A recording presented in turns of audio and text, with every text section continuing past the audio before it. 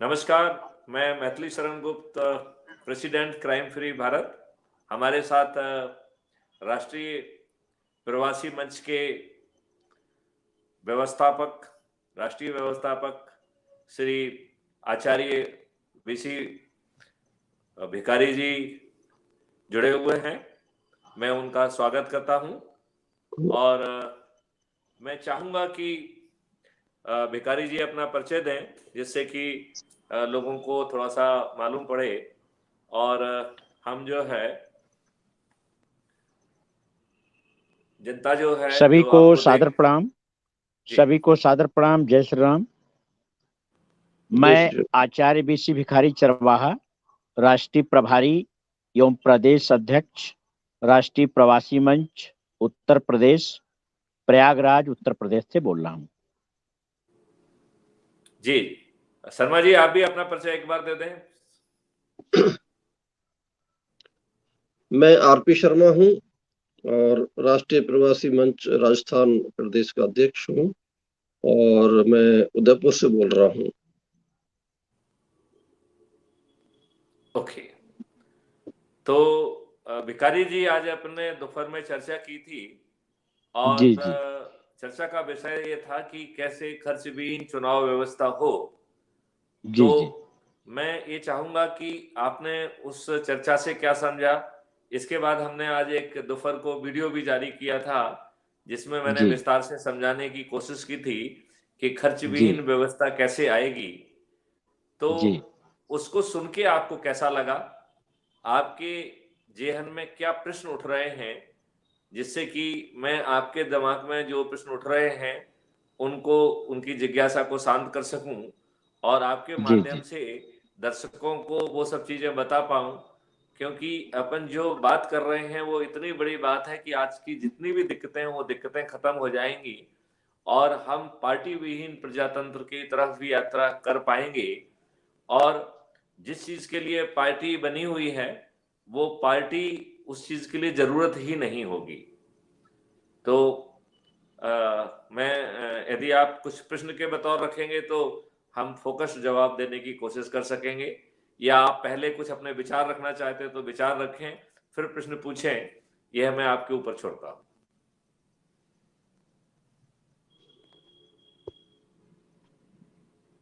Mister भिखारी, जी आचार्य जी भिखारी जी बोलिए। जी जी। श्रीमान जी, मैं ये चाहता हूँ कि इस चुनाव की जो प्रक्रिया है पूरी तरह से पारदर्शी हो, भ्रष्टाचार मुक्त हो, जनहितकारी हो, लोक कल्याणकारी हो और ऐसी कोई व्यवस्था हो कि लोगों को बूथ स्थल पे न जाना पड़े। जो जहां है अपने घर से ही, अपने परिवार में रहकर ही अपने मताधिकार का प्रयोग कर सके। ओके, तो ऐसी व्यवस्था जो है पूर्णतया संभव है, जो पूरी तरह से पारदर्शी होगी और जो जी अभी पार्टी तंत्र ने हमारे प्रजातंत्र का गला घोट दिया है, शायद हम पार्टी तंत्र से प्रजातंत्र का गला जो है ना मुक्त करा पाएंगे और पार्टी तंत्र जो है चुनाव के समय सुप्त हो जाएगी। तो जो पार्टी है उसका काम रहेगा कि एक फिलॉसफी डेवलप करे, एक मॉरल वैल्यू डेवलप करे, ऐसे चरित्र और पर्सनालिटी को डेवलप करे जो, और एक एसेट क्रिएट करे, जिस चरित्रों की एसेट क्रिएट्स करे, मॉरल वैल्यूज की एसेट क्रिएट्स करे और उन उन धाराओं से, उन विचारधाराओं से जो निकले हुए लोग हैं वो अपने आप को प्रत्याशी के रूप में वो फॉर्म भरें, लेकिन उनका चुनाव चिन्ह उनका खुद का फोटो होगा। तो पार्टी की तरफ से कोई चुनाव चिन्ह नहीं दिया जाएगा, पार्टी किसी का प्रचार भी नहीं कर सकेगी, पार्टी जो है चुनाव के समय पूर्णतया सुप्त हो जाएंगी। यदि कोई भी पार्टी किसी भी उम्मीदवार के फेवर में कोई भी बात कहती है तो वो एक संज्ञेय अपराध होगा। इस प्रक्रिया में हम पूरी तरह से एक पारदर्शी व्यवस्था ला सकते हैं और जो आपकी जिज्ञासा है कि कैसे लाया जा सकता है, यदि आपकी अनुमति हो तो मैं उसका विस्तार करूं। बिल्कुल, बिल्कुल, हम सविस्तार जानकारी सुनना चाहते हैं और लोगों को बताना भी चाहते हैं। तो जी विस्तार कीजिए। जी, तो इसमें सबसे पहले एक मैं विस्तार को आप एक प्रश्न से शुरू करता हूं। क्या चुनाव कैनवासिंग के दौरान 1-to-1 कैनवासिंग करना आवश्यक है? 1-to-1 कैनवासिंग से हम क्या हासिल करते हैं? क्या 1-to-1 कैनवासिंग ही वो दोष है जिसके कारण जितना भी जहर चुनावी प्रक्रिया में आता है वो 1-to-1 कैनवासिंग के माध्यम से आ पाता है? क्योंकि जब हम 1-to-1 कैनवासिंग करते हैं तो जो बात हम पब्लिकली नहीं कह पाते हैं वो सब बातें और प्रलोभन हम उसमें रख पाते हैं। जैसे हम कहते हैं कि भाई हम भी इस क्षेत्र के, आप भी इस क्षेत्र के। हम ये कह सकते हैं कि हम भी इस धर्म के, आप भी इस धर्म के, आप भी इस जाति के, हम भी इस जाति के। हम जो है 1-to-1 कॉन्ट्रैक्ट के दौरान पैसा भी बांट सकते हैं, दारू भी बांट सकते हैं, साड़ी भी बांट सकते हैं और फ्री भी प्रॉमिस कर सकते हैं। तो यदि इस प्रक्रिया में 1-to-1 कैनवासिंग और चुनाव की प्रक्रिया में खर्च करना, इन दोनों को संज्ञेय अपराध बना दिया जाए तो एक बहुत प्रभावी व्यवस्था संभव हो सकेगी। क्या आप इस बात से सहमत हैं? और नहीं क्या, या नहीं तो आप ये महसूस करते हैं कि नहीं साहब यदि 1-to-1 कैनवासिंग नहीं होगी तो फिर तो मजा ही खराब हो जाएगा। इसमें आपका क्या कहना है? दरअसल 1-to-1 कैनवासिंग में ही तो प्रलोभन देने का, लेने का चांस लोगों को मिलता है। इस पे तो ब्रेक लगना ही चाहिए। लगना चाहिए। तो क्या आप इस बात के लिए सहमत हैं कि 1-to-1 कैनवासिंग एक संज्ञेय अपराध होगा जो कि नॉन अवेलेबल होगा, 7 वर्ष की सजा का प्रावधान होगा और चुनावी प्रक्रिया के दौरान इसका संज्ञान लेना और उस पर कार्रवाई करने के लिए इलेक्शन कमीशन की अनुमति की जरूरत होगी, जिससे किसी भी व्यक्ति को झूठे जो है ना उसमें बंद करके जो है पूरी प्रक्रिया से वंचित ना कर दिया जाए। तो इस प्रिकॉशन के साथ यदि ये कर दिया जाए और दूसरा, कोई भी व्यक्ति जो है वो चुनाव प्रचार में खर्च नहीं कर सकता है। चुनाव प्रचार के दौरान किया गया कोई भी खर्च जो है वो संज्ञेय अपराध होगा। यदि आप अपना वीडियो भी खुद बनाते हैं तो आप ऐसा वीडियो बना सकते हैं जिसमें खर्च नहीं हुआ है और आपके वीडियो बनाने की जिम्मेवारी इलेक्शन कमीशन की होगी और इलेक्शन कमीशन की यह भी जिम्मेवारी होगी कि सभी उम्मीदवारों के वीडियो एक ही क्वालिटी के हों और एक ही तरीके के हों। तो यदि जो है चुनाव आयोग की जो व्यवस्था है उस व्यवस्था में कुछ भेदभाव करने की कोशिश की जाती है, कोई फर्क करने की कोशिश की जाती है, तो ऐसी स्थिति में वह एक संज्ञेय अपराध होगा और इस व्यवस्था के लिए जो भी दोषी होगा उसे जेल जाने का प्रावधान होगा। मैं ये कठोर बातें इसलिए कह रहा हूं, यदि हम ऐसा नहीं करेंगे तो हमारा चुनाव आयोग और उससे जुड़े लोग भी अपने लाभ के लिए कुछ लोगों को लाभ देना चाहेंगे, कुछ लोगों को भेदभाव करना चाहेंगे। ये भेदभाव करने का ऑप्शन अवेलेबल किसी के पास नहीं होना चाहिए। क्या इस बात से आप सहमत हैं? जी, हम हर उस बात से सहमत है जहां पे पारदर्शिता हो और भ्रष्टाचार के लिए कोई जगह ना हो। जैसे हम संभाजी, आपका एक क्या मांग कहना है? करना चाहेंगे, हमारी एक मांग है चुनाव आयोग से। जैसे अभी उत्तर प्रदेश में असेंबली इलेक्शन चल रहा है। उत्तर प्रदेश के हमारे बहुत सारे भाई हैं जो अदर स्टेट में रोजी रोटी के लिए गए हुए हैं, सरकारी जॉब कर रहे हैं या प्राइवेट जॉब कर रहे हैं, लेकिन सभी भाई इस असेंबली इलेक्शन में अपने मताधिकार का प्रयोग कर पाने में असमर्थ हैं, क्योंकि वो बाहर रह रहे हैं और बाहर से वो नहीं आ पा रहे हैं। तो क्या इलेक्शन कमीशन ऐसे किसी पहल पर या पहलू पर विचार कर सकता है कि पूरे हिंदुस्तान में कहीं भी कोई हो, जहां पे हो वहीं से वो अपने मताधिकार का प्रयोग कर सके? क्या ऐसी कोई प्रक्रिया, ऐसी कोई व्यवस्था लाई जा सकती है इलेक्शन देखिए कमीशन के माध्यम से? देखिए, मैं आपसे ये कह रहा हूं कि चुनाव आयोग भी एक कटघरे में बैठा हुआ व्यक्ति है। उसमें बैठे हुए लोग जो है उसको जो शक्तियां मिली हैं उनमें से बहुत सारे लोग उस शक्ति का ठीक ढंग से उपयोग नहीं करना चाहते हैं। वो अपने आकाओं की तरफ देखते हैं और उसके बाद जो है ना निर्णय लेते हैं। तो मेरा तो मानना है कि ये व्यवस्था रिप्रेजेंटेटिव ऑफ पीपुल एक्ट में जो अपन बात कर रहे हैं उसमें अमेंडमेंट के माध्यम से लाई जाए, और ये व्यवस्था लाने की जिम्मेवारी हमारे द्वारा चुनी गई सरकार जो कि भाजपा की सरकार है, हमारे प्रधानमंत्री जो माननीय नरेंद्र मोदी जी हैं, ये इन दोनों की जिम्मेवारी है कि यह जो है इसमें आवश्यक परिवर्तन करें, पीपल्स रिप्रेजेंटेटिव एक्ट 1951 को अमेंड करें। तो जो बात अपन कर रहे हैं, let it come through the amendment by the parliament.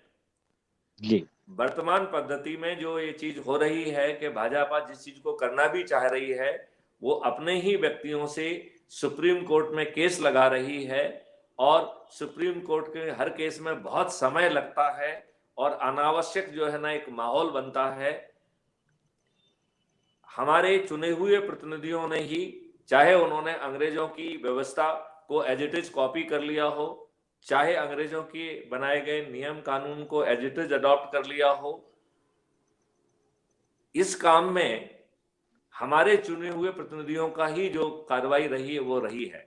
क्या उस समय जो भी गड़बड़ियां हुई हैं, जो भी अच्छी सोच के साथ चीजें सोची जा सकती थी या की जा सकती थी वो नहीं की गई, जो नियम कानून बनाए गए वो गलत बनाए गए। अंग्रेजों के समय में जो ब्यूरोक्रेसी और बाकी व्यवस्था थी वो लॉर्ड्स की थी, और लॉर्ड्स जो है वो भारतीयों पर शासन करने के लिए थे, and lords commits no mistake. क्या हमने जो नई व्यवस्था बनाई उसमें ये लॉर्ड्स ही बने रह गए, इनकी कोई अकाउंटेबिलिटी नहीं है। हमारा सिपाही से लेके डीजी, पटवारी से लेके चीफ सेक्रेटरी, और यही बात सभी विभागों की है, वो निर्णय ना ले तो उनकी मर्जी, निर्णय विलंब से ले तो उनकी मर्जी, गलत निर्णय ले तो उनकी मर्जी ली, और यदि घूस खाकर निर्णय ले तो उनकी मर्जी। ये बहुत बड़ी बात मैं कह रहा हूं। क्या इसमें जो लॉर्डशिप है उसमें कोई अकाउंटेबिलिटी लाई गई है क्या? आप उनके गलत निर्णयों से लड़ते लड़ते, कोर्ट कचहरी के चक्कर लगाते लगाते आपकी चप्पल घिस जाएंगी। हो सकता है कि आपको अपने जीवन काल में न्याय ना मिले,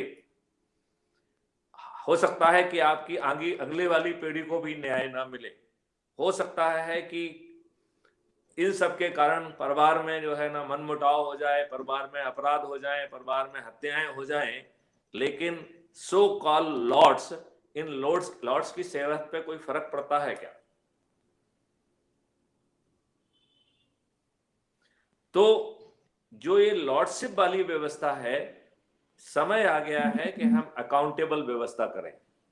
ना जुडिशरी लॉर्ड होगी, ना एग्जीक्यूटिव लॉर्ड होगा, ना ब्यूरोक्रेसी लॉर्ड होगी। सब जो है अपने कर्तव्यों का निर्वहन करें अकाउंटेबिलिटी के साथ। लॉ ऑफ टॉर्ट जो है लिस्ट 1 में एक कानून था जो हमारे सेंट्रल गवर्नमेंट को बनाना चाहिए था, जो कि उन्होंने नहीं बनाया है, और लॉ ऑफ टॉर्ट के तहत वो अकाउंटेबिलिटी लाई जा सकती है। आपके गलत निर्णयों के लिए आपको अकाउंटेबल बनाया जा सकता है, और उसमें कंपनसेशन का प्रावधान भी किया जा सकता है। जब तक हम ऐसी व्यवस्था नहीं लाएंगे तब तक आप गुलाम रहेंगे और हम लोग लॉर्ड्स रहेंगे। जी, ये लॉर्डशिप जो है खत्म होना चाहिए। जनता जो है वो प्रजातंत्र है, प्रजातंत्र में उसको जो चीज कानूनी सम्मत मिलना चाहिए वो हक के साथ में मिलना चाहिए, अकाउंटेबिलिटी के साथ में मिलना चाहिए।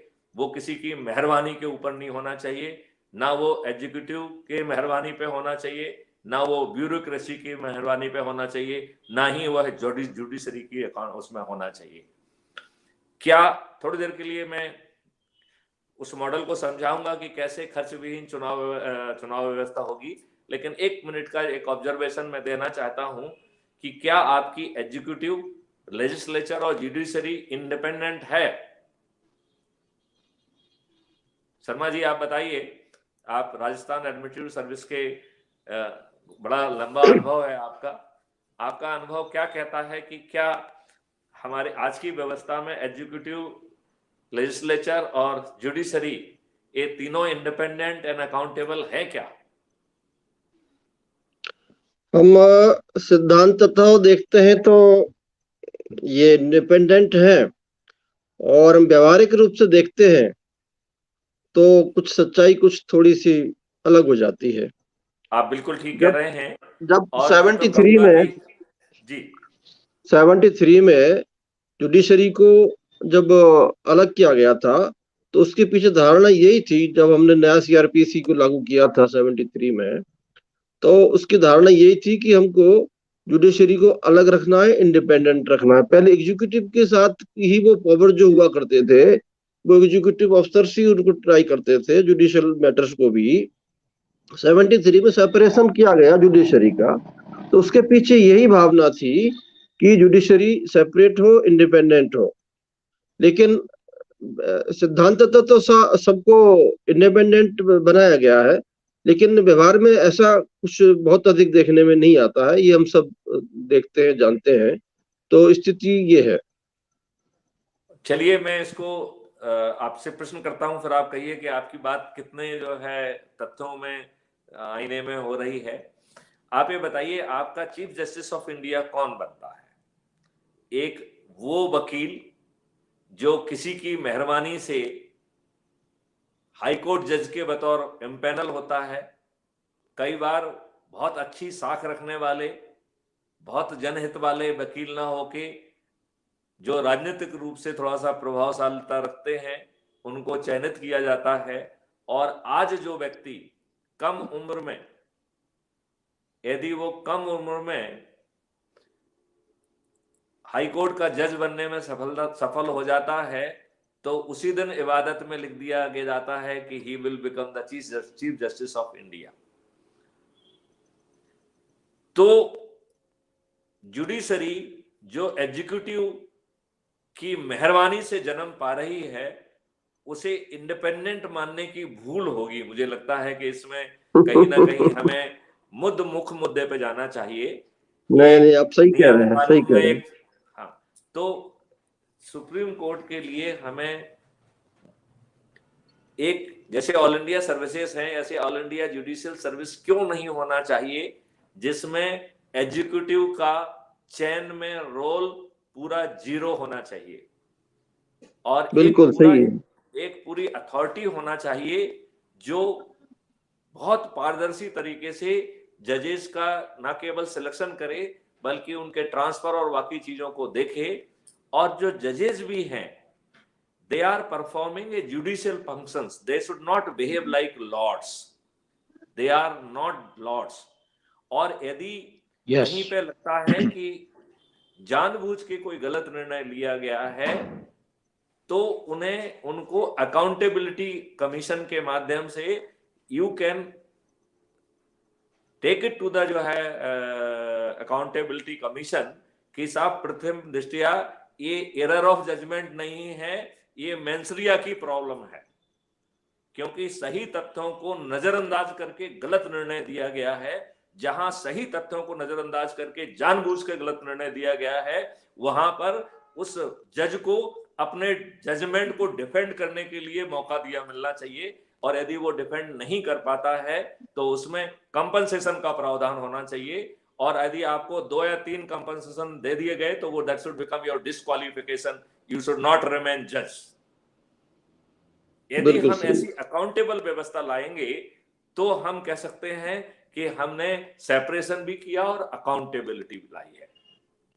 आज जी हाँ, बहुत सारे बिल्कुल सही। जजेस का जो घमंड है, वो जो है ना चरम सीमा पर है। उन्हें इस बात का जो है ना लज्जा नहीं आती है कि वो चीफ सेक्रेटरी से कहते हैं कि मैं आपको तिहाड़ जेल भेज देता हूं। ये कहीं ना कहीं उस घमंड की जो है ना, लॉर्डशिप की जो है ना दे रहे हैं। इस स्वतंत्र भारत में कोई भी लॉर्ड नहीं है। They are performing judicial function with accountability. आज अकेला हम बहुत छोटी छोटी बातों की बात कर रहे हैं, हम यदि सिस्टमिक इंप्रूवमेंट लाएंगे, तो पूरा भारत में बदलाव आ जाएगा। अब आप ये दूसरी बात मैं आपसे निवेदन करना चाहता हूं कि आप देखिए, आपके मिनिस्टर जो है ना एग्जीक्यूटिव कहलाए कि नहीं कहलाए? जी। वो कानून बना के ला रहे हैं, वही कानून में जो है ना वो खुद वोट कर रहे हैं बेचारे। अभी सुप्रीम कोर्ट ने एक जजमेंट में कहा है, एक उसमें ऑब्जर्वेशन दी है कि जब भी हमें कुछ गैप्स दिखाई देते हैं और हमें इंटरप्रिटेशन के लिए कोई आवश्यकता होती है तो हम जो है पार्लियामेंट में जो बहस है उसकी तरफ देखते हैं। और उन्होंने ताज्जुब व्यक्त किया कि साहब पार्लियामेंट में तो बहस ही नहीं हो रही है, 19 घंटे में 21 एक्ट पारित हो रहे हैं और बहस जीरो है, तो ये कानून कौन बना रहा है? हमारे मेंबर ऑफ पार्लियामेंट तो कानून नहीं बना रहे हैं, तो क्या पॉलिटिकल एग्जीक्यूटिव बना रहे हैं? क्या उनमें उतनी समझ है या ब्यूरोक्रेसी बना रही है या कोई तीसरी ताकत जो है ना ड्राफ्ट बना के दे रही है और ये पपेट के बतौर जो है ना उसे पेश कर रहे हैं और बाहरी शक्ति के लिए यह उनको कानून में परिवर्तित कर दे रहे हैं? क्योंकि कुछ घृणित कानून जो पार्लियामेंट के मंदिर से पारित हुए हैं वो देश हित में नहीं है। वो इस बात को दर्शाते हैं कि बहुत ही घृणित और कुत्सित दिमाग के लोगों ने उन कानून का जो है ना प्रारूप सोचा। कुछ कानून नहीं बन पाए, लेकिन कुछ लोगों ने ऐसे कुत्सित घृणित दिमागों ने मिलके ऐसे कानून का प्रावधान रखा, जिसमें मैं एक कानून को स्पेशली कहना चाहूंगा जो कि communal violence prevention act of 2011, इसे 2005 में भी लाने की कोशिश की गई थी और फिर दोबारा 2011 में लाया गया। और मैं सुब्रमण्यम स्वामी को हृदय से धन्यवाद देता हूं कि उनकी सक्रियता के कारण वो कानून नहीं बन पाया, अन्यथा हिंदुओं को भारत में जीना मुश्किल हो जाएगा। मैं शर्मा जी आपसे अनुरोध करता हूं और भिखारी जी आपसे अनुरोध करना चाहूंगा कि आप गूगल पे उसका ड्राफ्ट अवेलेबल है, आप उसको सर्च करिए, उसको पढ़िए। आप जो है इवन जिसको ये विवादित कह देंगे उस जगह पे आप स्ट्रोल नहीं कर सकते हो। आपका घूमना एक क्राइम है, मतलब ना आपके पास कोई वेपन है ना आपने कोई कार्रवाई की, सिर्फ आप उस प्रतिबंधित स्थान को देखने भी पहुंच गए तो वो अपराध है। इतने सारे प्रिजम्पशन उसमें थे कि हिंदू जो है इस देश में जिंदा नहीं रह पाते। ऐसे ही जो है 2013 का वक्फ बोर्ड का वो हुआ है। लेकिन मुझे लगता है कि चूंकि ये दूसरी दिशा में जा रहा है तो इस चर्चा को पकड़ा जाए और इस चर्चा को खर्च विहीन चुनाव कैसे संभव है उस कोर बिंदु की तरफ ले जाते हैं।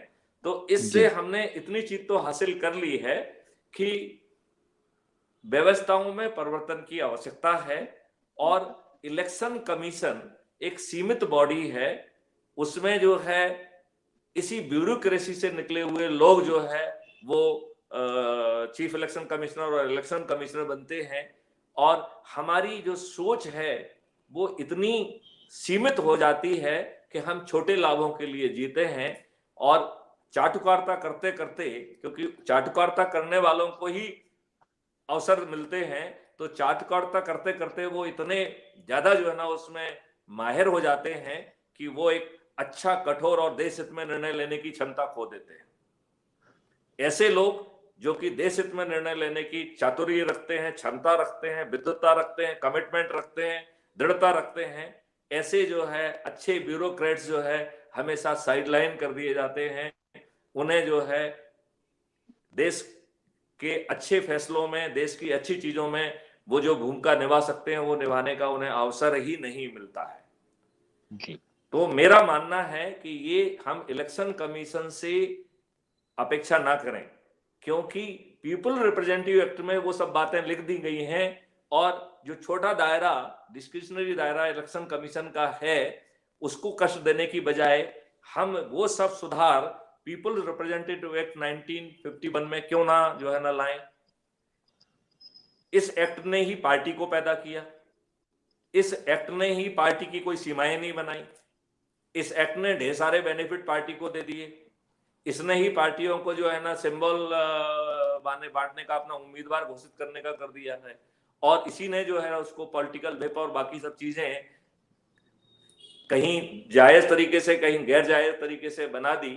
आज ये स्थिति है कि आपका चुना हुआ प्रतिनिधि, चाहे उसमें से 42% क्रिमिनल ही क्यों ना हो, चाहे 29% उनमें से जघन्य अपराधों के अपराधी ही क्यों ना हो, चाहे उन्होंने दारू बांटकर जाति के आधार पर, धर्म के आधार पर, साड़ी बांट के, फ्री भी बांट के क्यों ना जीता हो, लेकिन वोट हमने दिया है तो वो हमारे चुने हुए प्रतिनिधि हुए।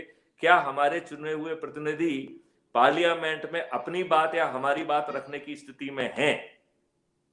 मेरा मानना है कि हमारे चुने हुए प्रतिनिधि ना तो अपनी बात रखने की स्थिति में है, ना हमारी बात रखने की स्थिति में है। उनके ऊपर जो है पार्टी डिसिप्लिन और पॉलिटिकल पार्टी व्हिप की जो है तलवार टंगी रहती है, और उन्हें ये मालूम है कि यदि उससे हटके उन्होंने थोड़ा भी कोई दाएं बाएं किया तो वो मेंबरशिप खो देंगे, और जी यदि जी उन्होंने पार्लियामेंट के बाहर कुछ थोड़ी सी गड़बड़ करने की कोशिश की तो उनको जो कुछ भी मिला है वो भी चला जाएगा।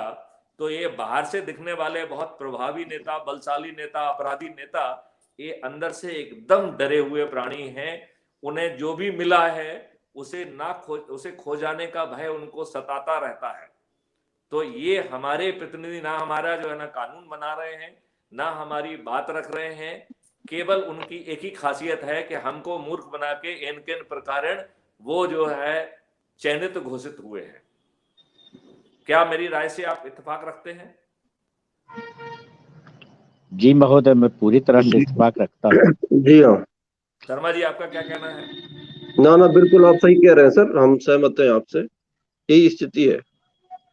तो अब जो है हमारे प्रतिनिधि हमारी बात रखने की स्थिति में नहीं है, तो ये जनता का दबाव बनाना पड़ेगा, जहां पर कि हमारे चुने हुए लोग, हमारी चुनी हुई सरकार, हमारे चुने हुए प्रधानमंत्री न्याय के और कानून के इस मंदिर जिसको हम पार्लियामेंट कहते हैं उसमें जी बैठ के वो नियम कानून बनाए। ये एक बहुत ही आपत्तिजनक और शर्मनाक बात है कि माननीय नरेंद्र मोदी जी अपने ही बीजेपी के लोगों से सुप्रीम कोर्ट में मामले दायर करा रहे हैं और सुप्रीम कोर्ट के रास्ते से जो है न्याय कराना चाहते हैं। क्या जिन लोगों ने जो भी गड़बड़ियां की, चाहे उन्होंने गलत कानून बनाया हो या गलत जो नीतियां स्थापित की हो, उन्होंने सब यह कानून के मंदिर में बैठ के किया है, कानून पार्लियामेंट में ही ये सब गड़बड़ियां की हैं। फिर माननीय नरेंद्र मोदी को जो है उनको दुरुस्त करने के लिए जब वो पूरी बेहमत से बैठे हुए हैं, तो कोई चीज गलत है तो उसको रिपील कर दें, कोई चीज में सुधार करना है तो सुधार कर दें। सुप्रीम कोर्ट की तरफ क्यों देखते हैं? क्या ये दुर्बल चरित्र के का जो है ना द्योतक नहीं है क्या? जिन लोगों ने ये गड़बड़ियां की हैं, जिन लोगों ने गलत नियम कानून को अडॉप्ट किया है, जितने जो है ना सिस्टम को अकाउंटेबल नहीं बनाया है, यह सब हमारे चुने हुए प्रतिनिधि ने इसी पार्लियामेंट में बैठक के किया है। क्या उनमें से कोई भी व्यक्ति सुप्रीम कोर्ट जाके सुप्रीम कोर्ट के माध्यम से गड़बड़ी किया है क्या? यदि सुप्रीम कोर्ट के माध्यम से गड़बड़ी नहीं हुई है तो आपने जो है सुप्रीम कोर्ट की तरफ आप क्यों देख रहे हैं? यह आपका पदी कर्तव्य है कि उन नियम कानूनों को जो है आप पुनरीक्षित करें, व्यवस्था को पुनरीक्षित करें, ब्यूरोक्रेसी की अकाउंटेबिलिटी को पुनरीक्षित करें। नहीं तो वही है कि आप भी उनको लॉर्ड बना के रखिए और वो जो धन कमाए उसमें सभी लोग जो है ना यश करें, और झेलने के लिए हम सब आप लोग गुलाम है ना। आज नहीं जनता की श्रीमान जी, आप स्थिति ये बिल्कुल सही कह रहे हैं कि अतीत की सरकारों ने, अतीत के जो सरकारें थीं, चाहे जो अच्छा कानून बनाए चाहे बुरा कानून बनाए, वो पार्लियामेंट, संसद के अंदर बनाए। उन्होंने सुप्रीम कोर्ट से राय मशविरा लेकर के कानून नहीं बनाया। तो जो खराब कानून है, जो कानून हमारे देश हित में, समाज हित में नहीं है, तो वे सारे कानून संसद के अंदर ही रद्द किए जाने चाहिए, ना कि हमें सुप्रीम कोर्ट के शरण में जाकर के सुप्रीम कोर्ट से गाइडलाइन लेना चाहिए या उसका सलाह लेना चाहिए, उसके शरण में जाना चाहिए। तो मैं अब आपकी आज्ञा से उस बहस पे जो है ना जाता हूं कि कैसे जो है खर्च विहीन भारत संभव होगा, और फिर माननीय प्रधानमंत्री से प्रार्थना करूंगा कि यदि उसमें कोई दिक्कत नहीं है तो उसे जो है पीपुल्स रिप्रेजेंटेटिव एक्ट में आवश्यक संशोधन करके जमीन पे उतारा जाए। क्योंकि मेरा ये मानना है कि अभी की जितनी भी तकलीफें हैं वो सब तकलीफें खत्म हो जाएंगी, जितनी भी अव्यवस्थाएं हैं वो खत्म हो जाएंगी, पूरी तरह से यह पारदर्शी होगा, पूरी तरह से जो है ना खर्च विहीन होगा, और खर्चहीन होने से जितनी भी गड़बड़ियां हैं वो खत्म हो जाएंगी। इन पॉलिटिकल पार्टियों को जो है अनावश्यक कहीं से धन जो है ना बटोरने की जरूरत नहीं रहेगी, और धन अपने आप में एक साधन नहीं बनेगा जीतने या हारने का। तो आपकी आज्ञा हो तो मैं जो सोच है उस पर कुछ विस्तारण करूं। बिल्कुल बिल्कुल सर। बिल्कुल।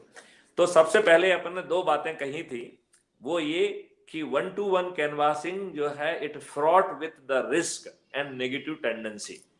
तो 1-to-1 कैनवासिंग को प्रतिबंधित करना चाहिए, क्योंकि एक जन नेता जो भी बात कहे वो मास से कहे, वो इंडिविजुअल से ना कहे, क्योंकि जब वो इंडिविजुअल से बात कहता है तो उसमें कहीं ना कहीं गड़बड़ी की आशंका बनी रहती है जी, है कि नहीं।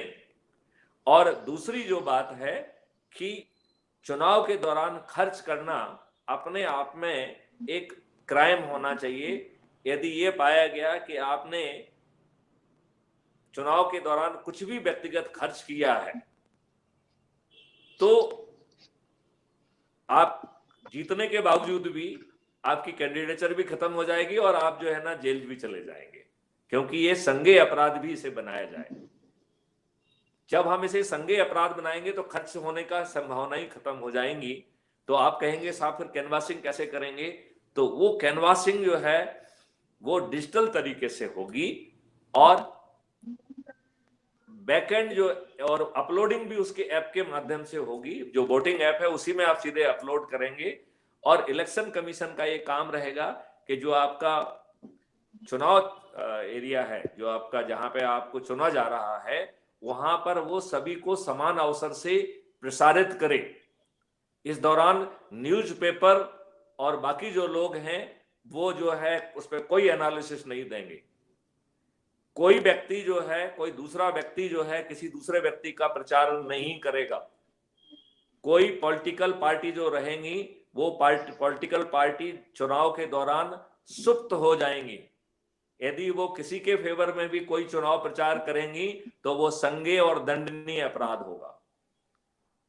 पॉलिटिकल पार्टीज को चुनाव अपना उम्मीदवार डिक्लेयर करने का हक नहीं होगा। कोई किसी पॉलिटिकल पार्टी के टिकट पर नहीं लड़ेगा।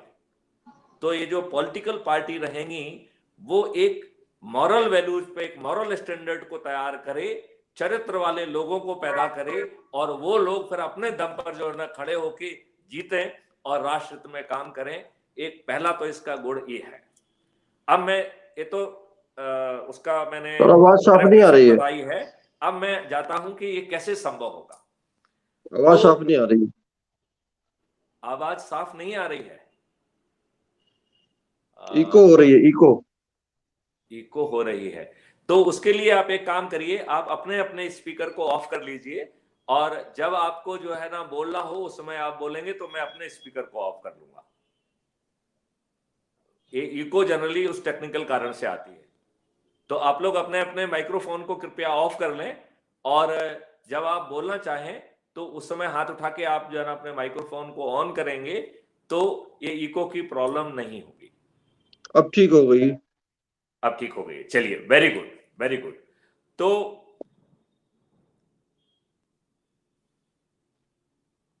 यदि आप अपना खुद वीडियो बनाएंगे तो आपको सर्टिफिकेट ये भी लगाना होगा कि इस वीडियो को बनाने में हमें खर्च नहीं हुआ है।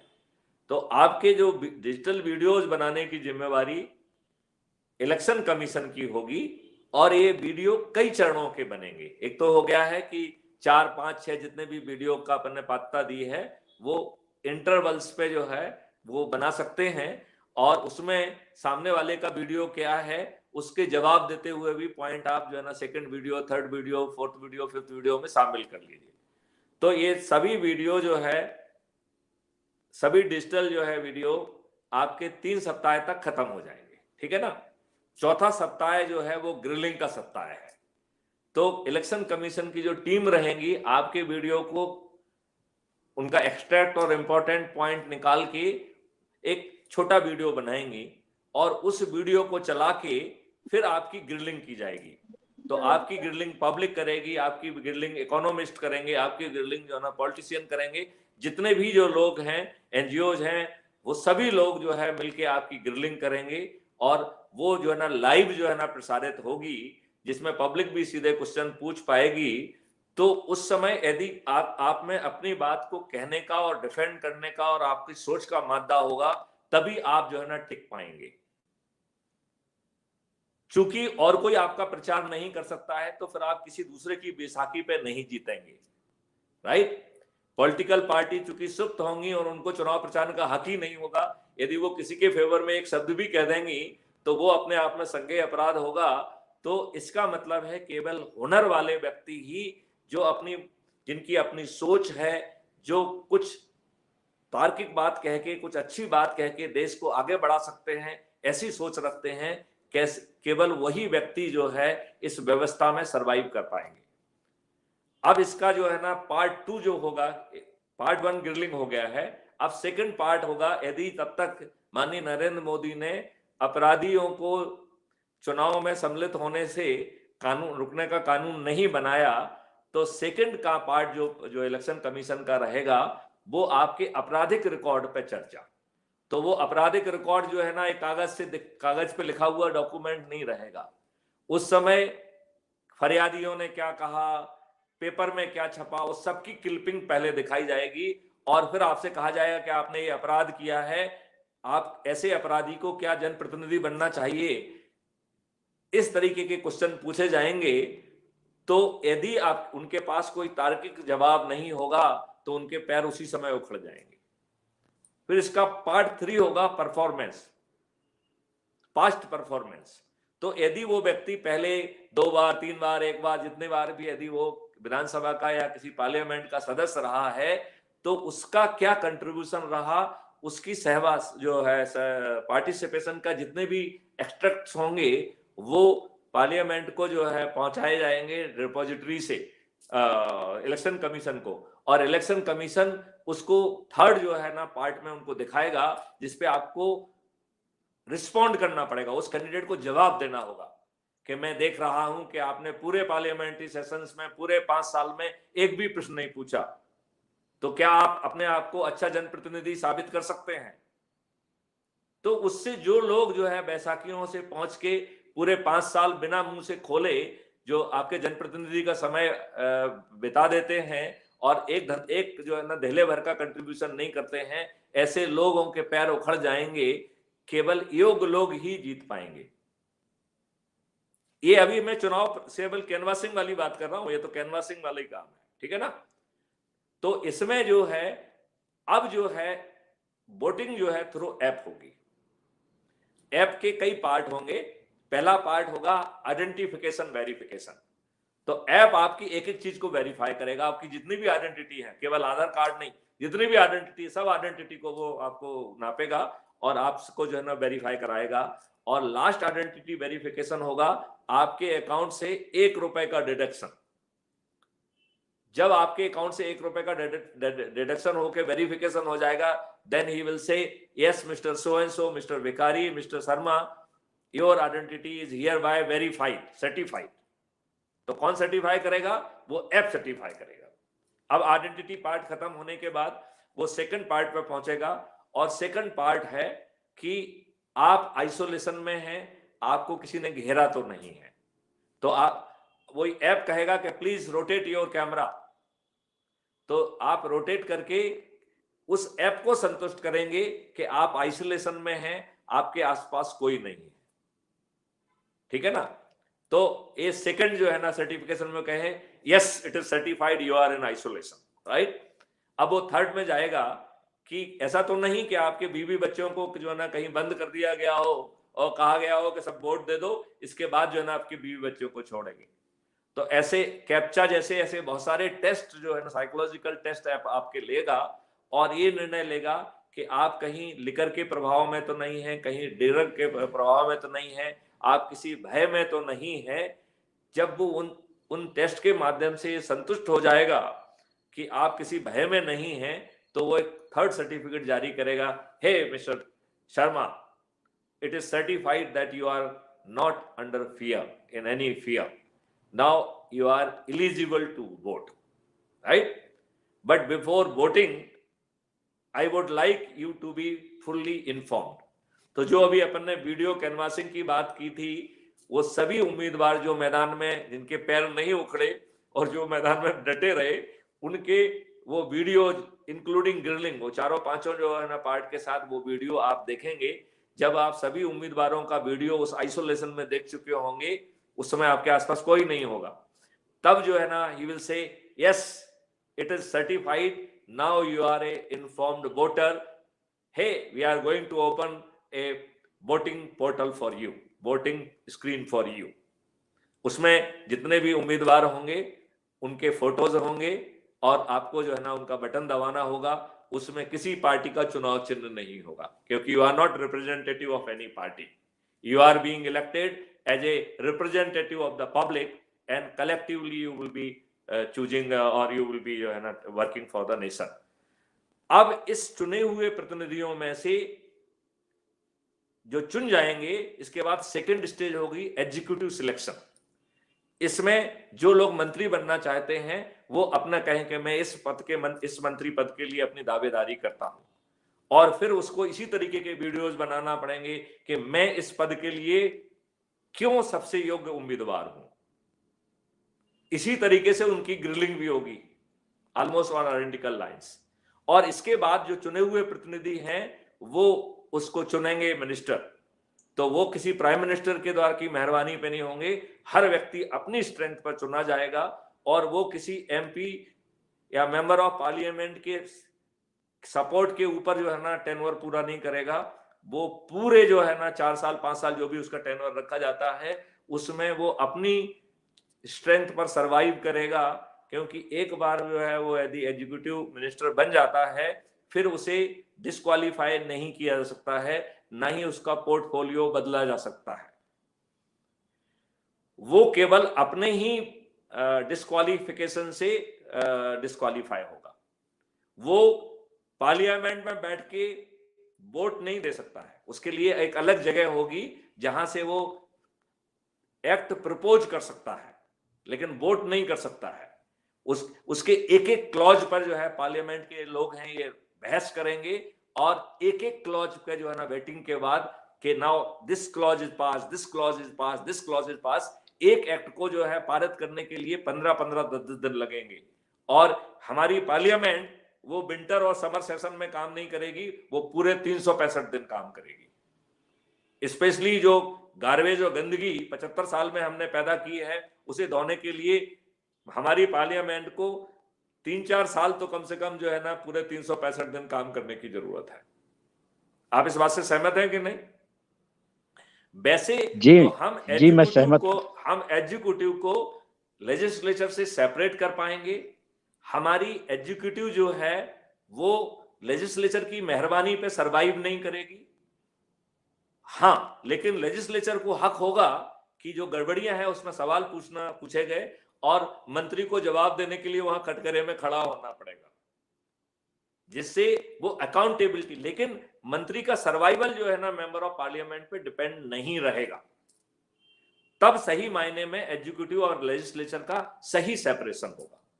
अब रही जुडिशरी की बात, तो जुडिशरी जो है किसी चीफ मिनिस्टर की मेहरबानी से जो है ना हाईकोर्ट का जज नहीं बनेगा। उसके लिए ऑल इंडिया सर्विसेज के थ्रू जो है सिलेक्शन की एक बहुत पारदर्शी व्यवस्था होगी, जिसमें एग्जीक्यूटिव का रोल 0 होगा। और किसी भी एक्ट को जो यदि चीफ एग्जीक्यूटिव लेके आता है तो जरूरी नहीं है कि वो एज इट इज पास हो। और ब्यूरोक्रेसी और एग्जीक्यूटिव के रिलेशंस को भी हम थोड़ा सा और डिफरेंट फॉर्मेट पे ले जाना चाहेंगे, जहां पर कि यदि जो है पॉलिटिकल एग्जीक्यूटिव गलत निर्णय लेता है तो ब्यूरोक्रेट जो है he should be in position to submit कि आपके निर्णय में यह गलतियां प्रतीत होती हैं, मैं चाहूंगा कि आप इस पर पुनर्विचार करें।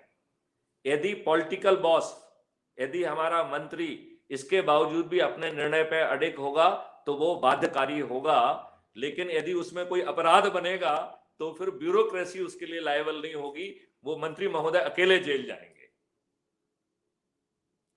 हमें ऐसी जो है पारदर्शी और अकाउंटेबल व्यवस्था लाने की जरूरत है।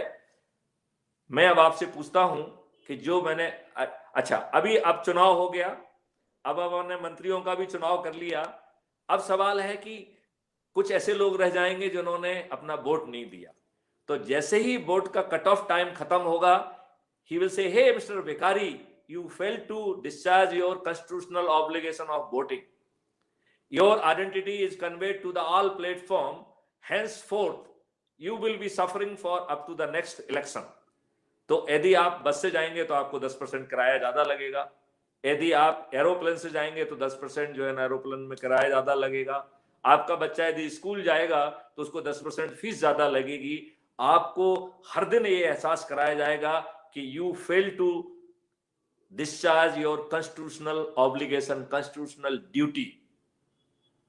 मुझे लगता है कि जो लोग वोट नहीं दे पाएंगे उन्हें अगले चुनाव तक रोज बुरे बुरे सपने आएंगे, और अगले चुनाव में तो निश्चित तौर पे 200% गारंटी के साथ वो वोट देगा, राइट। और इसमें कोई टेक्निकल यदि ग्लिच होगा तो कट ऑफ लाइन ऑटोमेटिकली जो है वो एक्सटेंड हो जाएगी, जिससे कि लोग बाग जो है सिस्टम का दुरुपयोग ना कर पाए। टेक्निकल ग्लिचेज होने की संभावना को जीरो करना होगा, और technical glitch self will be जो है, if it could not be prove that it was beyond their जो है means, then it will be a cognizable offence. क्योंकि हमारे तो उसमें जो है ना कहते हैं एक ही उल्लू काफी है बर्बाद गुलिस्ता करने को, हर साख पे उल्लू बैठा है अंजाम गुलिस्ता क्या होगा। तो यदि हम अकाउंटेबिलिटी नहीं लाएंगे तो हम लोग इतने लीचड़ लोग हैं कि अपने छोटे से लाभ के लिए, छोटी सी पोस्टिंग के लिए, छोटी सी जो है ना मलाईदार पोस्टिंग के लिए या पोस्ट रिटायरमेंट बेनिफिट के लिए हम किसी भी हद तक गिरने के लिए तैयार हैं। ये अब हमारा चरित्र बन गया है। अब हमें अपने चरित्र को जो है ना पुनः वो चरित्र में कन्वर्ट करना होगा जिससे कि हम विश्व गुरु के रूप में स्थापित हों। हमें ऐसी व्यवस्थाएं लाना होंगी जिससे कि हम विश्व गुरु स्थापित हों, और ये 42% क्रिमिनल रिकॉर्ड के लोग जो सिर्फ अपने लिए जी रहे हैं, जो अपने लाभ के लिए जी रहे हैं, जो ब्यूरोक्रेसी 40 साल जो है कठोर मेहनत करती है, उसको पेंशन का अधिकार नहीं है 2004 के बाद। और ये दुष्ट राजनेताओं ने अपने लिए एक नहीं 4-4, 5-5 पेंशनों का व्यवस्था की है। यदि वो एक दिन जो है ना किसी भी हाउस के सदस्य रह जाएंगे तो उन्हें पेंशन का अधिकार है। ये कौन सी व्यवस्था है? आपने ढेर सारे पर्क्स अपने लिए करके रखे, ये कौन सी व्यवस्था है? समय आ गया है कि हम एक अकाउंटेबल व्यवस्था को लाएं, और ये व्यवस्था जो है यह दुष्ट नेता नहीं लाएंगे, क्योंकि वो इसका लाभ ले रहे हैं, वो मलाई खा रहे हैं। हम अपनी ब्यूरोक्रेसी से भी अपेक्षा ना करें, क्योंकि ब्यूरोक्रेसी भी उस मलाई के भागीदार है। They are also enjoying that. और आज किसी को इस बात में लज्जा नहीं रह गई है कि अपने चेहरे पर अपने आकाओं का जो है ना बैंड लगा के घूम रहे हैं, क्योंकि उनके आका 10 साल 15 साल लगातार सत्ता में रह रहे हैं, और इसका लाभ उनको सेवा के दौरान मिल रहा है, और सेवा के रिटायरमेंट के बाद जो है उनको कहीं मेंबर ऑफ पार्लियामेंट बना दिया जाएगा, गवर्नर बना दिया जाएगा, कहीं का चेयरमैन बना दिया जाएगा। तो ये लाभ पाने की खुद गर्ज से यह लोग जो है कभी ऊपर नहीं उठ पाएंगे। लिहाजा bureaucracy will never be the means for these dramatic changes. हमें जागना होगा और इन नेताओं को विवश करना होगा। मुझे लगता है कि यह समय आ गया है कि हम जागें और इन नेताओं को विवश करें। मैं चाहूंगा कि इस विवेचन से जो मैंने किया है उसके सब तक आप सहमत हैं। कहाँ पे आपको लग रहा है कि इस फुल्ली एकेडमिक, ये तो आइडियल चीज है, ये तो प्रैक्टिकल नहीं है, तो यदि आप उस तरीके के क्वेश्चन पूछेंगे तो मैं अपनी सामर्थ्य के अनुसार उसके जवाब देने की कोशिश करूंगा। आप अपना माइक्रोफोन ऑन कर लें और मैं अपना माइक्रोफोन म्यूट कर लेता हूं जिससे इको नहीं आएगा।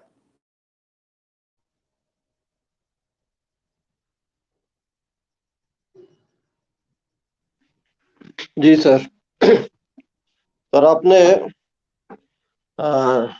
बहुत अच्छा विवेचन किया। जो व्यवस्थाएं हम देख रहे हैं सभी उससे परिचित हैं, और किस तरह से व्यवस्थाएं दूषित हो चुकी हैं, और इसके कारण से जो आम पब्लिक है वो कितनी सफर कर रही है। और कुछ लोग कितना उन चीजों का लाभ उठा रहे हैं, ये सबके सामने है। तो ये तो बात सही है कि समय आ गया है। अब बात ये आती है कि ये सारी व्यवस्थाओं को परिवर्तित करने के लिए क्या करना होगा, मोडस ऑपरेंडी क्या होगी, क्या कानून बनेगा, और कानून बनाएगा वो कौन बनाएगा, कहां से कानून पास होगा, क्या प्रेजेंट सिस्टम के थ्रू ही कानून बनेंगे, तो क्या प्रेजेंट सिस्टम वाले जो हमारे प्रतिनिधि हैं क्या वो इस तरह कानून बना पाएंगे। तो सारा ये जो जो प्रश्न जुड़ा हुआ है ये व्यवस्थाओं से परिवर्तन का प्रश्न है, और व्यवस्थाओं में जो परिवर्तन लाना होगा वो कानून बनाने से ही लाना होगा।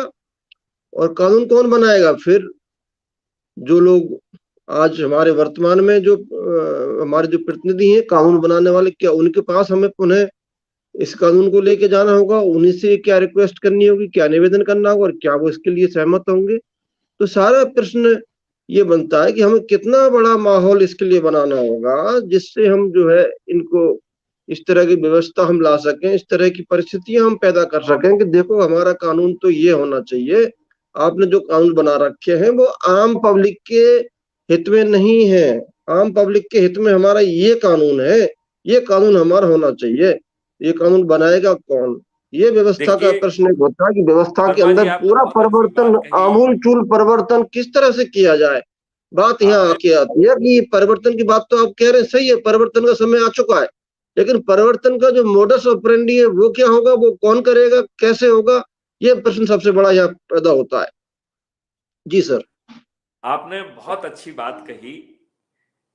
जो हमने बात कही थी उससे ऐसा लग रहा था कि बिल्ली और चूहे की जो बात थी कि चूहे, एक बिल्ली के गले में घंटी बांध दी जाएगी तो काम बन जाएगा, लेकिन सवाल उठ रहा है कि बिल्ली के गले में घंटी कौन बांधेगा।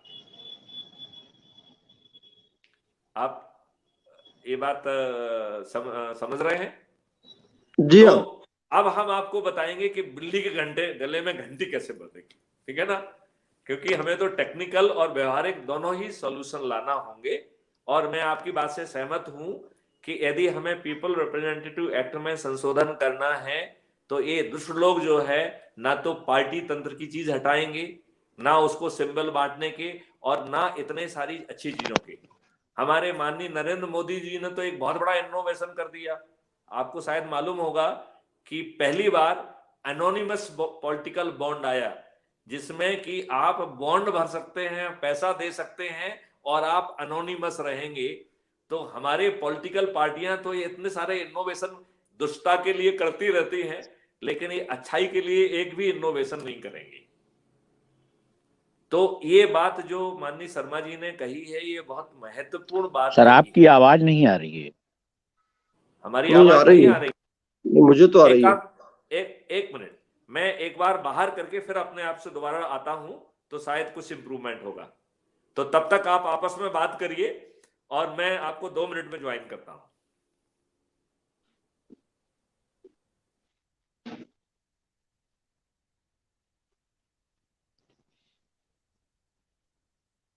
सर आवाज नहीं आ रही है। नहीं, वो बाहर हो गए, अभी वापस आ रहे हैं। आप मेरी आवाज सुन रहे हैं सर? हाँ, आपकी आवाज मुझे जोर से आ रही है। क्या अब आपको हमारी आवाज मिल रही है? नहीं, आपकी मुझे तो आ रही है, पर वो आवाज भिखारी जी नहीं को आ नहीं रही यदि आ सर। यदि आपको आ रही है तो वो, तो फिर जो है वो भिखारी जी के एंड पे प्रॉब्लम है। रही। हाँ, तो एक काम करता हूं, मैं आपको एक बार बाहर निकाल के फिर से अंदर करूंगा तो शायद आपकी समस्या जो है वो दूर हो वो जाएगी। वो ये भी नहीं सुन पा रहे होंगे ना। नहीं नहीं, उनको सुनाई दे रहा होगा शायद। अब कुछ अब नहीं, आवाज आ रही है भिखारी जी? मैं आपसे अनुरोध करता हूं भिखारी जी कि आप जो है एग्जिट करके दोबारा ज्वाइन कर लें लिंक से, तो आपको आवाज आने लगेगी। वो और नहीं सुन ही तो नहीं फिर आप रहे ना। बाद में इस वीडियो को सुन के जो है ना आवाज सुन लीजिएगा। मुझे नहीं नहीं, लगता है वो कि सुन ही नहीं रहे ऐड ना। बड़ा बड़ा है। आवाज आ रही वो है? सुन ही नहीं रहे ना, इस बात को भी नहीं सुन रहे कि बाहर हो जाइए। तो आप उनको या तो फोन से बता दें, नहीं तो फिर अब और कोई विकल्प मेरे पास है नहीं। अच्छा, तो बुखारी जो आपने बहुत मुद्दे की बात कही, तो राजनेता तो जो है पार्टियों को फायदा देने के लिए एक के बाद एक चीजें करे जा रहे हैं, वो इनको जो है सीमाओं में बांधने का काम कभी नहीं करेंगे। नहीं तो जो 1951 का रिप्रेजेंटेटिव एक्ट है, उसी में वो सब कोड ऑफ कंडक्ट आना चाहिए था। ऐसे कौन से जो ना चीजें हैं जो कि आग्रह हैं, जिन्हें अपराध की श्रेणी में रखा जाना चाहिए था। और ये बात ध्यान रखना चाहिए था, जो ये पॉलिटिकल पार्टी हैं, जो कि अभी प्राइवेट पार्टी और परिवारों की पार्टी बन गई हैं, यह कैसे लोगों को टिकट दे रही हैं। ये पैसे लेकर टिकट दे रही हैं, अपराधियों को टिकट दे रही हैं, ये अपने खुद के जो है ना भाई भतीजों को टिकट दे रही हैं, अपने नेताओं के भाई भतीजों को टिकट दे रही हैं। और जो दूसरी पार्टी से अपने स्वार्थ के लिए आपकी पार्टी में लोग आ रहे हैं, उन्हें भिखारियों जैसे फड़ बिछा के उनको अपनी पार्टी में बुला रही हैं, और उनको टिकट भी दे रही हैं, उनको मंत्री भी बना रही हैं, उनको पैसे भी दे रही हैं।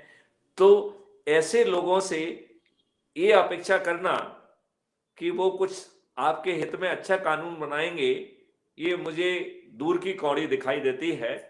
तो इसके लिए तरीका ये है कि हमारे जितने भी एनजीओज हैं, हमारी जितनी भी पॉलिटिकल पार्टी हैं, आज मेरे ख्याल से शायद 20,000 या कितनी 2,000 या 3,000 कितनी पार्टी है, पॉलिटिकल पार्टी मुझे पक्की तरह से जानकारी नहीं है। भिखारी जी, अभी कितनी पॉलिटिकल पार्टी है?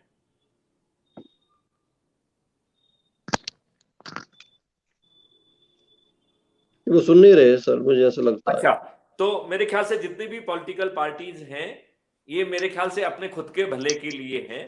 अधिकांश पॉलिटिकल का पार्टी का तो अपन ने नाम भी नहीं सुना है, उनका कोई कैंडिडेट जीता हुआ ये भी संभव नहीं है, और एक आध कैंडिडेट के जीतने से कोई व्यवस्था बदलने वाली नहीं है। तो ये पॉलिटिकल पार्टी अपने लाभ, कुछ लाभ उनको दिख रहा है जो हम लोग नहीं समझ रहे हैं, उस लाभ के लिए ये पॉलिटिकल पार्टी बना रहे हैं, और उन्हें देश के लिए कोई फायदा नहीं है। तो अब सवाल फिर से बात वही आती है कि बिल्ली के गले में घंटी कौन बांधेगा। नियम कानून में परिवर्तन तो आपके चुने हुए प्रतिनिधि ही करेंगे, और आपके द्वारा चुने हुए प्रतिनिधि, मैंने कहा है कि वो ना तो आपकी बात रखने की स्थिति में है, और ना ही आपको जो है रिप्रेजेंट करने की स्थिति में है। इसका मतलब है कि हमें शक्ति प्राप्त करना होगी। बिना शक्ति प्राप्त किए हुए यदि आप इन राजनेताओं के पास जाएंगे, तो वो राजनेता आपकी बात को कचरे की दानी में फेंक देंगे, और आपको उसका कोई फायदा नहीं मिलने वाला है। राइट?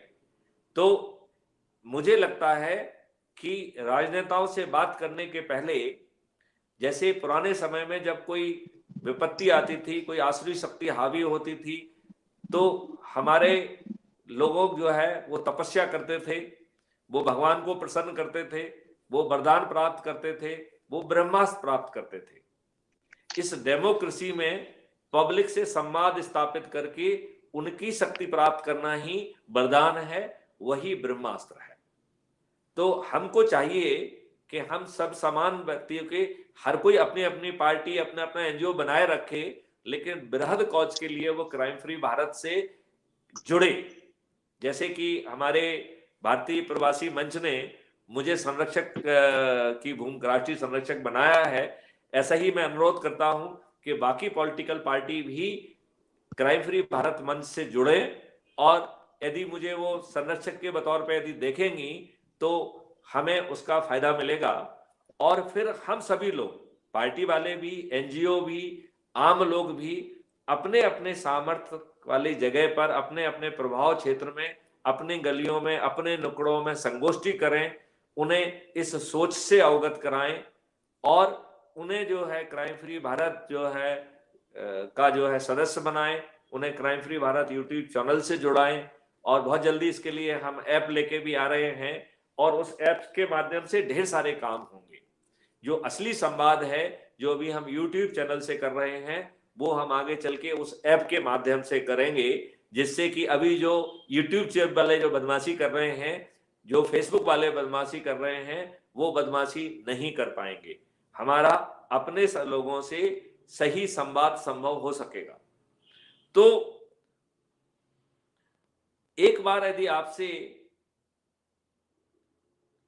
20 करोड़ 50 करोड़ और आगे चल के यदि 100 करोड़ लोग जुड़ जाते हैं, तब आप जो है शासन से संवाद कर पाएंगे। और शासन को विवश करने के लिए मुझे लगता है जो माननीय नरेंद्र मोदी जी ने हमको सिखाया है वो काम हमें करना चाहिए। मुझे लगता है कि हम थाली बजाकर, दीपक जलाकर और क्राइम फ्री भारत के अपनी मांगों के छोटे छोटे वीडियो बनाकर समय सीमा में उन्हें करने के लिए विवश करें। तो हमारे भिखारी जी, क्या हम जी, ऐसे इनको विवश कर पाएंगे? कुछ भी असंभव नहीं है। जहां चाह होती है वहां राह होती है। ओके, लेकिन ये समझना फिर भी जरूरी होगा कि यदि ये अहंकार में विवश होने के लिए तैयार नहीं होंगे, तब आप क्या जी, करेंगे? ये जानना चाहेंगे कि नहीं जानना चाहेंगे? बिल्कुल जानना चाहेंगे। बिल्कुल जानना तो चाहेंगे कि तब क्या मेरी करना सोच होगा। मेरी सोच ये है कि वो तो अपने अहंकार में है। उनको तो मालूम है कि मैं 5,000 करोड़ की पार्टी हूं। उन्हें तो जी, मालूम है कि सब तकनीकी शक्तियां हमारे पास है। तो जी। वो जो है अपने मद में, अपने अहंकार में आपकी बात क्यों सुने? ये श्रीमान बड़ा जी, लाजमी। श्रीमान जी, इस बात को आप भली भांति जानते हैं, हम सभी लोग जानते हैं कि जनशक्ति के सामने सभी शक्तियां नतमस्तक होती हैं। ये और कहने की बात है। हमारा जुड़ाव जब जन जन तक होगा, एक एक व्यक्ति से होगा, एक एक नहीं, अब व्यक्ति से, हर व्यक्ति से संवाद होगा, तो फिर बड़ी आप बड़ी बिल्कुल ठीक कह शक्तियां रहे उसके हैं। सामने आप नतमस्तक होंगी। आप बिल्कुल ठीक कह रहे हैं। मैं जी, उसको कैसे इजहार करूंगा, मैं सिर्फ उस प्रक्रिया को बताने की कोशिश कर रहा था। क्योंकि जी, जी, मेरा मेरा जो कॉस्मिक जो डाउनलोड मुझे बताया है वो मैं आपको बता देता हूँ, ठीक है ना? जी, जी, एक चीज मैं कहना चाहता हूँ, ये आप मेरा ज्ञान मत मानिए, ये तो ऊपर वाले का ज्ञान है जो मुझे जी, डाउनलोड होता है। मैं उसे सिर्फ जी, जो है उड़ेल दे रहा हूँ। इसमें मेरी जी, बुद्धिमत्ता कहीं नहीं है। मैं मात्र एक माध्यम हूँ। तो कॉस्मिक डाउनलोड इसमें ये कह रहा है कि यदि ये आपकी बात मानने के लिए विवश नहीं होते हैं, तो आप अपने संवाद की शक्ति को बढ़ाते जाइए। और यदि अभी आपका संवाद 25 करोड़ से है, तो आप 50 करोड़ करिए, 100 करोड़ करिए, पूरे 137 करोड़ लोगों से को करके अपने उसमें करिए। और फिर जो है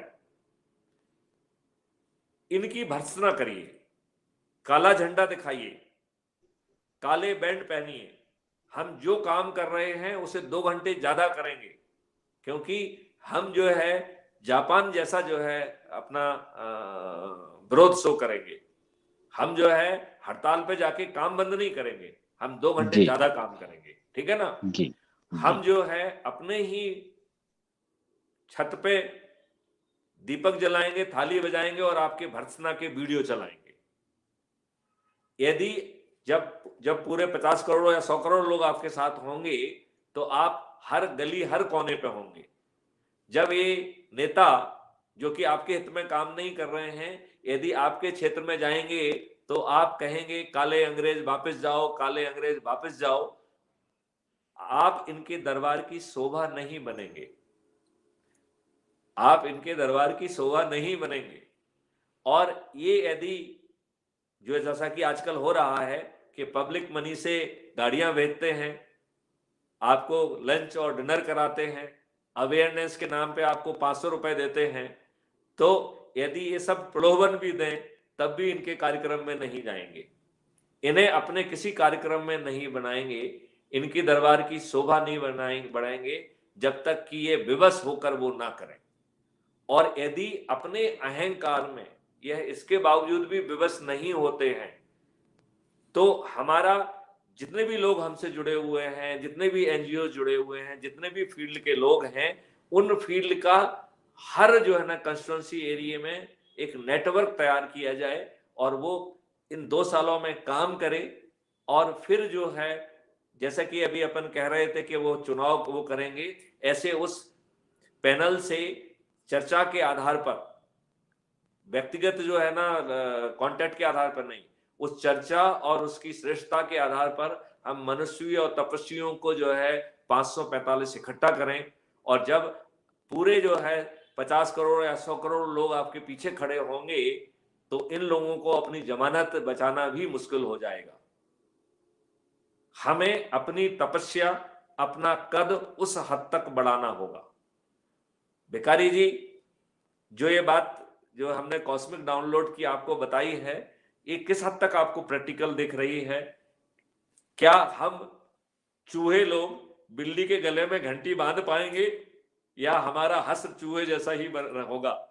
क्या हम गुलाम के गुलाम बने रहेंगे?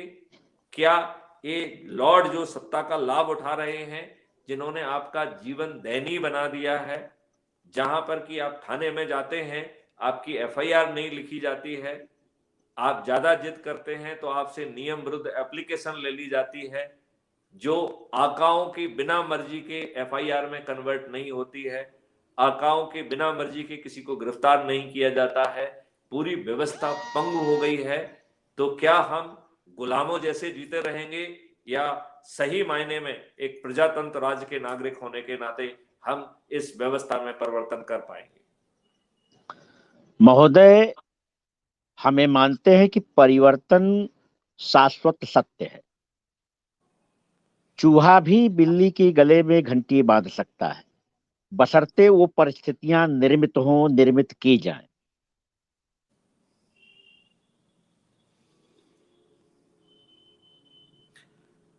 तो आओ हम सब लोग मिलके सभी संगठनों को, सभी लोगों को आइडेंटिफाई करें, उनको अपने से जोड़ें, उनको प्रार्थना करें कि वो अपने अपने प्रभाव क्षेत्र में संगोष्ठी करें, संवाद करें, उसका वीडियो बनाएं।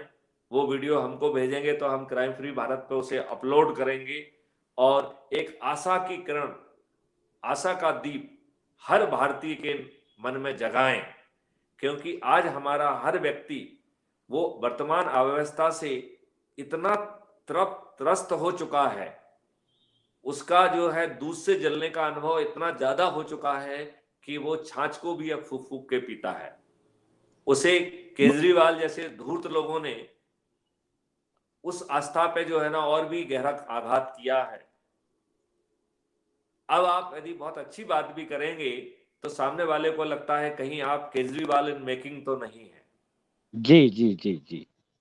तो अब जो है हमारा काम थोड़ा सा और दुष्कर और कठिन हो गया है, लेकिन मैं आपकी यह बात मानता हूं कि यदि सच्चे हृदय से यदि हम काम करेंगे तो कोई कारण नहीं है कि यह जमीन पर ना उतरे। आओ हम सब लोग मिलके आज ही प्रण करें कि हम पूरी शक्ति के साथ भिड़ेंगे। हम जो भी काम कर रहे हैं वो काम पूरी शक्ति से ऐसा करते रहेंगे।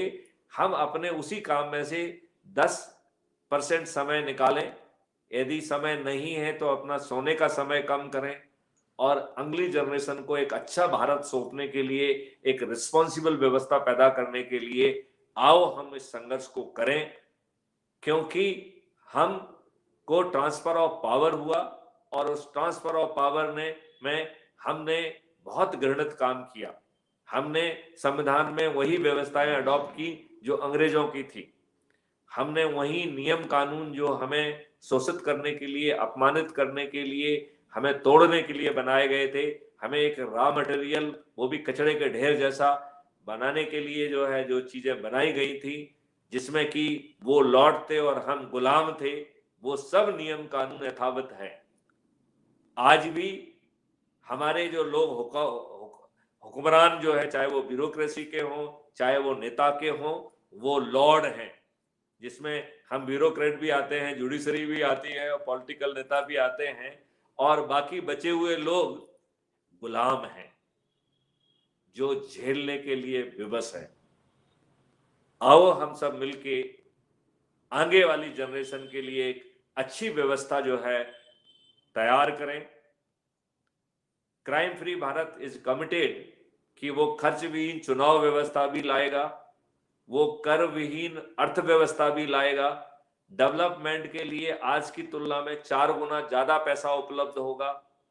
क्राइम फ्री भारत का जो 5 रेवेन्यू स्ट्रीम है वो इतनी धन वर्षा करेगा कि हमारा जो है एक्सीडेंट फ्री भारत भी होगा, और उससे ढेर सारी रेवेन्यू भी जनरेट होगी। जेलों को पाठशाला नहीं बनने दिया जाएगा, मजबूरी में ही अपराधियों को जेल भेजा जाएगा। जो अपराधी आपराधिक लाभ के लिए, आर्थिक लाभ के लिए अपराध कर रहे हैं, उन सभी अपराधों को पहले उसमें कंपाउंडेबल कर दिया जाएगा। और कंपाउंडेबल ना भी करें, चाहे उसको जेल भी भेजें, लेकिन जो उसने अपराध आर्थिक लाभ के लिए किया है उसकी 10 टाइम पेनल्टी रहेगी। और जिस व्यवस्था ने उसे कटघरे में लाया है 50% रेवेन्यू उसमें डिस्ट्रीब्यूट कर दिया जाएगा। तो चाहे वो भुक्तभोक्ता विक्टिम हो, चाहे वो गवाह देने वाला हो, चाहे वो वकील हो, इस सब को जो है हैवी रेवेन्यू स्ट्रीम मिलेगी। आज जो वो कमा रहे हैं इससे ज्यादा पैसा जो है वो प्राप्त करेंगे। हमारे किसानों को जहर मुक्त कृषि होगी। उनकी जो आय है, वो जो लोग कह रहे हैं झूठा के 2 गुना बढ़ेगी, हमें कह रहे हैं कि मैथिली शरण गुप्त की जो व्यवस्था है उसके तहत उनकी आय 5 गुना बढ़ेगी और आगे चल के तो वो 25 गुना बढ़ेगी। और हमारे भारत में मेडिसिन से लेके हर चीज जो है वो अमृत तुल्य है। हम इस अमृत को कौड़ियों के भाव में नहीं बेचेंगे। विदेशों में उनको बहुत ज्यादा जरूरत है, उनको जो है वो अमृत के भाव में बेचा जाएगा।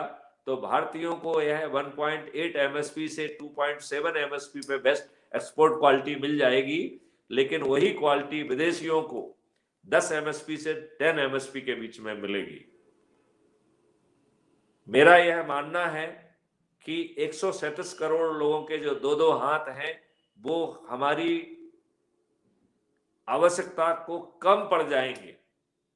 आने वाले समय में Bharat will be the land of opportunity. America जिसे लैंड ऑफ अपॉर्चुनिटी कहते हैं, अमेरिकी लोग भारत में रोजगार करने आएंगे। Bharat will be biggest research and development hub of the world. और ये तो मैं कह रहा हूं कि क्राइम फ्री बैनर के नीचे हम करने में समर्थ हैं। हम केवल एक ही चीज में समर्थ नहीं है, कानून बनाने में। तो यदि हम इनको घेर के जनहित के कानून बनवा लेते हैं, यदि हम व्यवस्था में वो परिवर्तन लाते हैं, तो मैं आपको आश्वस्त करता हूं, मैं अपनी सामर्थ्य से इस देश को समृद्धशाली भी बना दूंगा और यहाँ की सुरक्षा को इतना अच्छा कर दूंगा कि पहले जैसे आताताई आते थे मुट्ठी भर लोग और हमारे हत्याएं करके और हमको लूट के चले जाते थे, ऐसा भविष्य में नहीं होगा। यदि कोई व्यक्ति हमको घूर के देखेगा तो उसे इस बात का हमेशा खतरा बना रहेगा कि कहीं भारत उसकी आंख ना खींच ले। आओ हम सब मिलके ऐसे सशक्त भारत का निर्माण करें। श्रीमान जी, एक सवाल है राष्ट्रीय प्रवासी मंच की तरफ से। राष्ट्रीय प्रवासी मंच के तरफ से, बतौर राष्ट्रीय प्रवासी मंच का राष्ट्रीय पदाधिकारी और प्रदेश पदाधिकारी हूं, और आप भी राष्ट्रीय प्रवासी मंच के संरक्षक हैं जी। हिंदुत्व और हिंदू राष्ट्र के संदर्भ में आपके क्या विचार हैं? देखिए, क्या आप भारत को हिंदू राष्ट्र के रूप में देखना चाहते हैं? देखिए, अगर आप देखना चाहते हैं तो भारत को हिंदू राष्ट्र कैसे सबसे पहले तो मैं आपको ये बताना चाहूंगा कि हिंदू इज नॉट ए धर्म। Hinduism is a way of life, जो कि वैदिक इन नेचर। यह सत्य के तरफ चीज है। ये किसी ने झूठ मूठ की हुई चीज नहीं है कि पृथ्वी चपटी है और 5 बार नमाज करो। ये धर्म नहीं होता है, ये रेजिमेंटेशन होता है। जो थोथली चीजें होती हैं वो रेजिमेंटेशन के सहारे जीते हैं, जिनमें अंदर से कॉस्मिक और प्राकृतिक ताकत बढ़ी हुई है। वो जो है वो ऐसा जो है सनातन धर्म है। उसको आप जी, वो इतनी बड़ी शक्ति है कि उसके बाहर कुछ है ही नहीं।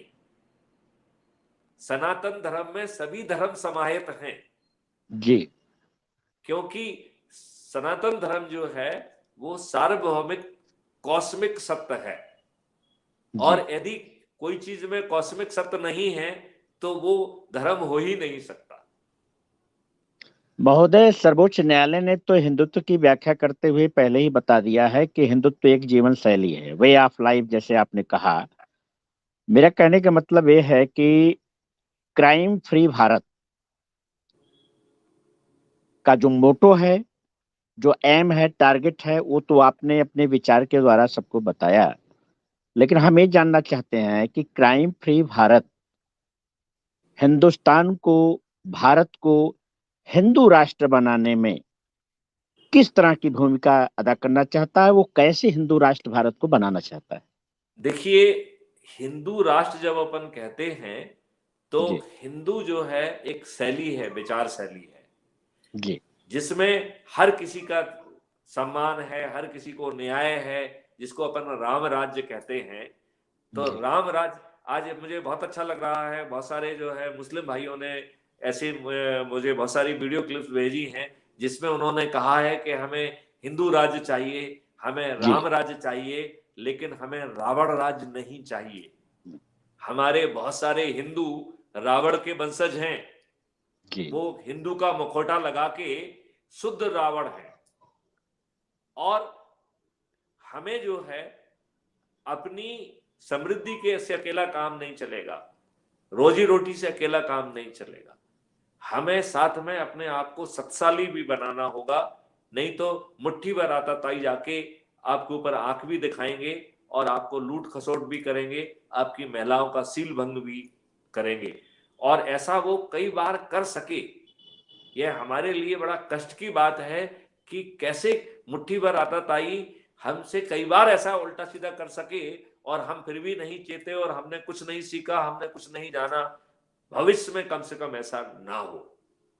और हमारे बीच में जो रावण लोग हैं, जो हिंदू को एक बोट कैचिंग मिशन की तरह यूज कर रहे हैं, ऐसे रावणों को रावण राज्य स्थापित बिल्कुल नहीं करने दिया जाए। तो हम जी हिंदू राज्य स्थापित करें जो कि न्यायप्रिय हो, सबके प्रति संभाव रखे, जिसकी जो आस्था हो वो उस आस्था के साथ जिए। और जो ये गड़बड़ियां हमारे छोटे चरित्र के कांग्रेसियों ने की हैं, और उन्होंने जो जिस धर्म को सबसे ज्यादा प्रताड़ित किया गया था वो सनातन धर्म था, 700 साल से उसे लगातार प्रताड़ित किया जा रहा है, लोगों को मार काट किया जा रहा है, महिलाओं का सीलभंग किया जा रहा है, लोगों को अपने ही देश से भगाया जा रहा है, और उन्हें धर्म परिवर्तित करने के लिए लव जिहाद करने जैसे ढेर सारी चीजों ना कॉन्सेप्ट लाके अत्याचार कर रहे हैं। और ये वोट बैंक के नाते उन्हीं को ही प्रमोट कर रहे हैं। आप ये बताइए, ये तो शासक रहे हैं, इन्हें क्यों किसी प्रोटेक्शन की जरूरत थी? और इनके धर्म में तो बहुत मिलावट है। मुझे लगता है कि इन्हें खुद बहस करना चाहिए अपने धर्म के बारे में। मैं कई जगह सब बार देखता हूं तो मुझे धर्म नहीं दिखता है, वो पुलिस फोर्स जैसा रेजिमेंटेशन दिखता है कि टक टक, लेफ्ट राइट लेफ्ट सलूट, सामने का सलूट। ये क्या है? भगवान सामने का सलूट और पीछे का सलूट और दाने का सलूट और बाने का सलूट नहीं मांगते हैं।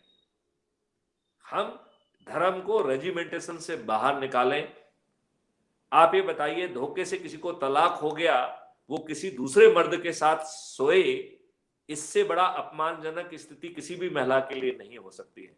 ये बिल्कुल कितने नहीं, दुष्ट बिल्कुल। हैं कि अपने ही माँ बहन और बेटियों को ऐसी जो है ना गंदी जो है ना जिंदगी जीने के लिए हलाला के नाम पे विवश कर रहे हैं। इन लोगों को खुद आत्मचिंतन करना चाहिए। जी इनको ये पॉलिटिकल पार्टियां एक वोट बैंक की तरह से देख रही हैं। ये कितने बेचारे लोग हैं कि ये किसी का वोट बैंक बन रहे हैं। जी क्यों इतने लोग जो है वो आताताई बन रहे हैं, आतंकी बन रहे हैं? ये क्या है? ये कैसे धर्म हो सकता है कि जो दूसरों की हत्याओं करने के लिए कहे कि साहब आपको 72 हूरें मिलेंगी? इन सब चीजों को, इन पाखंडियों को हमारे मुसलमान भाइयों को ही जो है ना एक्सपोज करना चाहिए। और लगे तो इन पाखंडियों को हमारे मुसलमान भाई ही दौड़ा दौड़ा के यदि पीटेंगे तो वो अपनी लोगों का ज्यादा भला करेंगे, विशेष तौर पर महिलाओं को उनका खोया हुआ सम्मान दिला पाएंगे। जब कोई हिंदू ये बात कहता है तो सामने वाले का विरोध होना स्वाभाविक होता है। मैं जी चाहूंगा कि हिंदू, हम क्यों सिविल कोड जो है ना यूनिवर्सल सिविल कोड की बात करें? हिंदू को क्या फायदा होना उसमें? हिंदू तो ऑलरेडी यूनिवर्सल सिविल कोड ही है। फायदा जो है मुसलमानों को मिलने वाला है, मुसलमानों की महिलाओं को मिलने वाला है, जो उनके प्रति अत्याचार हो रहा है उसमें मिलेगा, उनको जो संपत्ति में हक मिलेगा। तो ये हक मिले, ये मुसलमान भाइयों की जिम्मेवारी नहीं होना चाहिए। यदि ऐसे लोग हैं जो कि अपने ही समाज के लोगों को शोषित करना चाहते हैं, मक्कारी करना चाहते हैं, बदमाशी करना चाहते हैं, तो उसे एक्सपोज करने की जिम्मेवारी यदि मुस्लिम भाई खुद निभाएंगे तो हम एक बहुत अच्छा वातावरण जो है निर्मित कर पाएंगे। मैं कभी वो सुन रहा था जिसमें कि एक मुसलमान भाई ने कहा कि गुजरात एक ऐसा देश है, प्रदेश है जहां पर कि केस भी चले, लोगों को सजाएं भी हुई, और कहीं ऐसा नहीं हुआ है। और उन्होंने कहा कि हाँ हमें हिंदू राज्य चाहिए, हाँ हमें राम राज्य चाहिए। मैं माननीय मोदी जी से पूछ रहा हूं कि वो राम राज्य कब लाएंगे, लेकिन हमें रावण राज नहीं चाहिए। आई सल्यूट सच पीपल, और ये हमारे हर भारतीय को मानना चाहिए।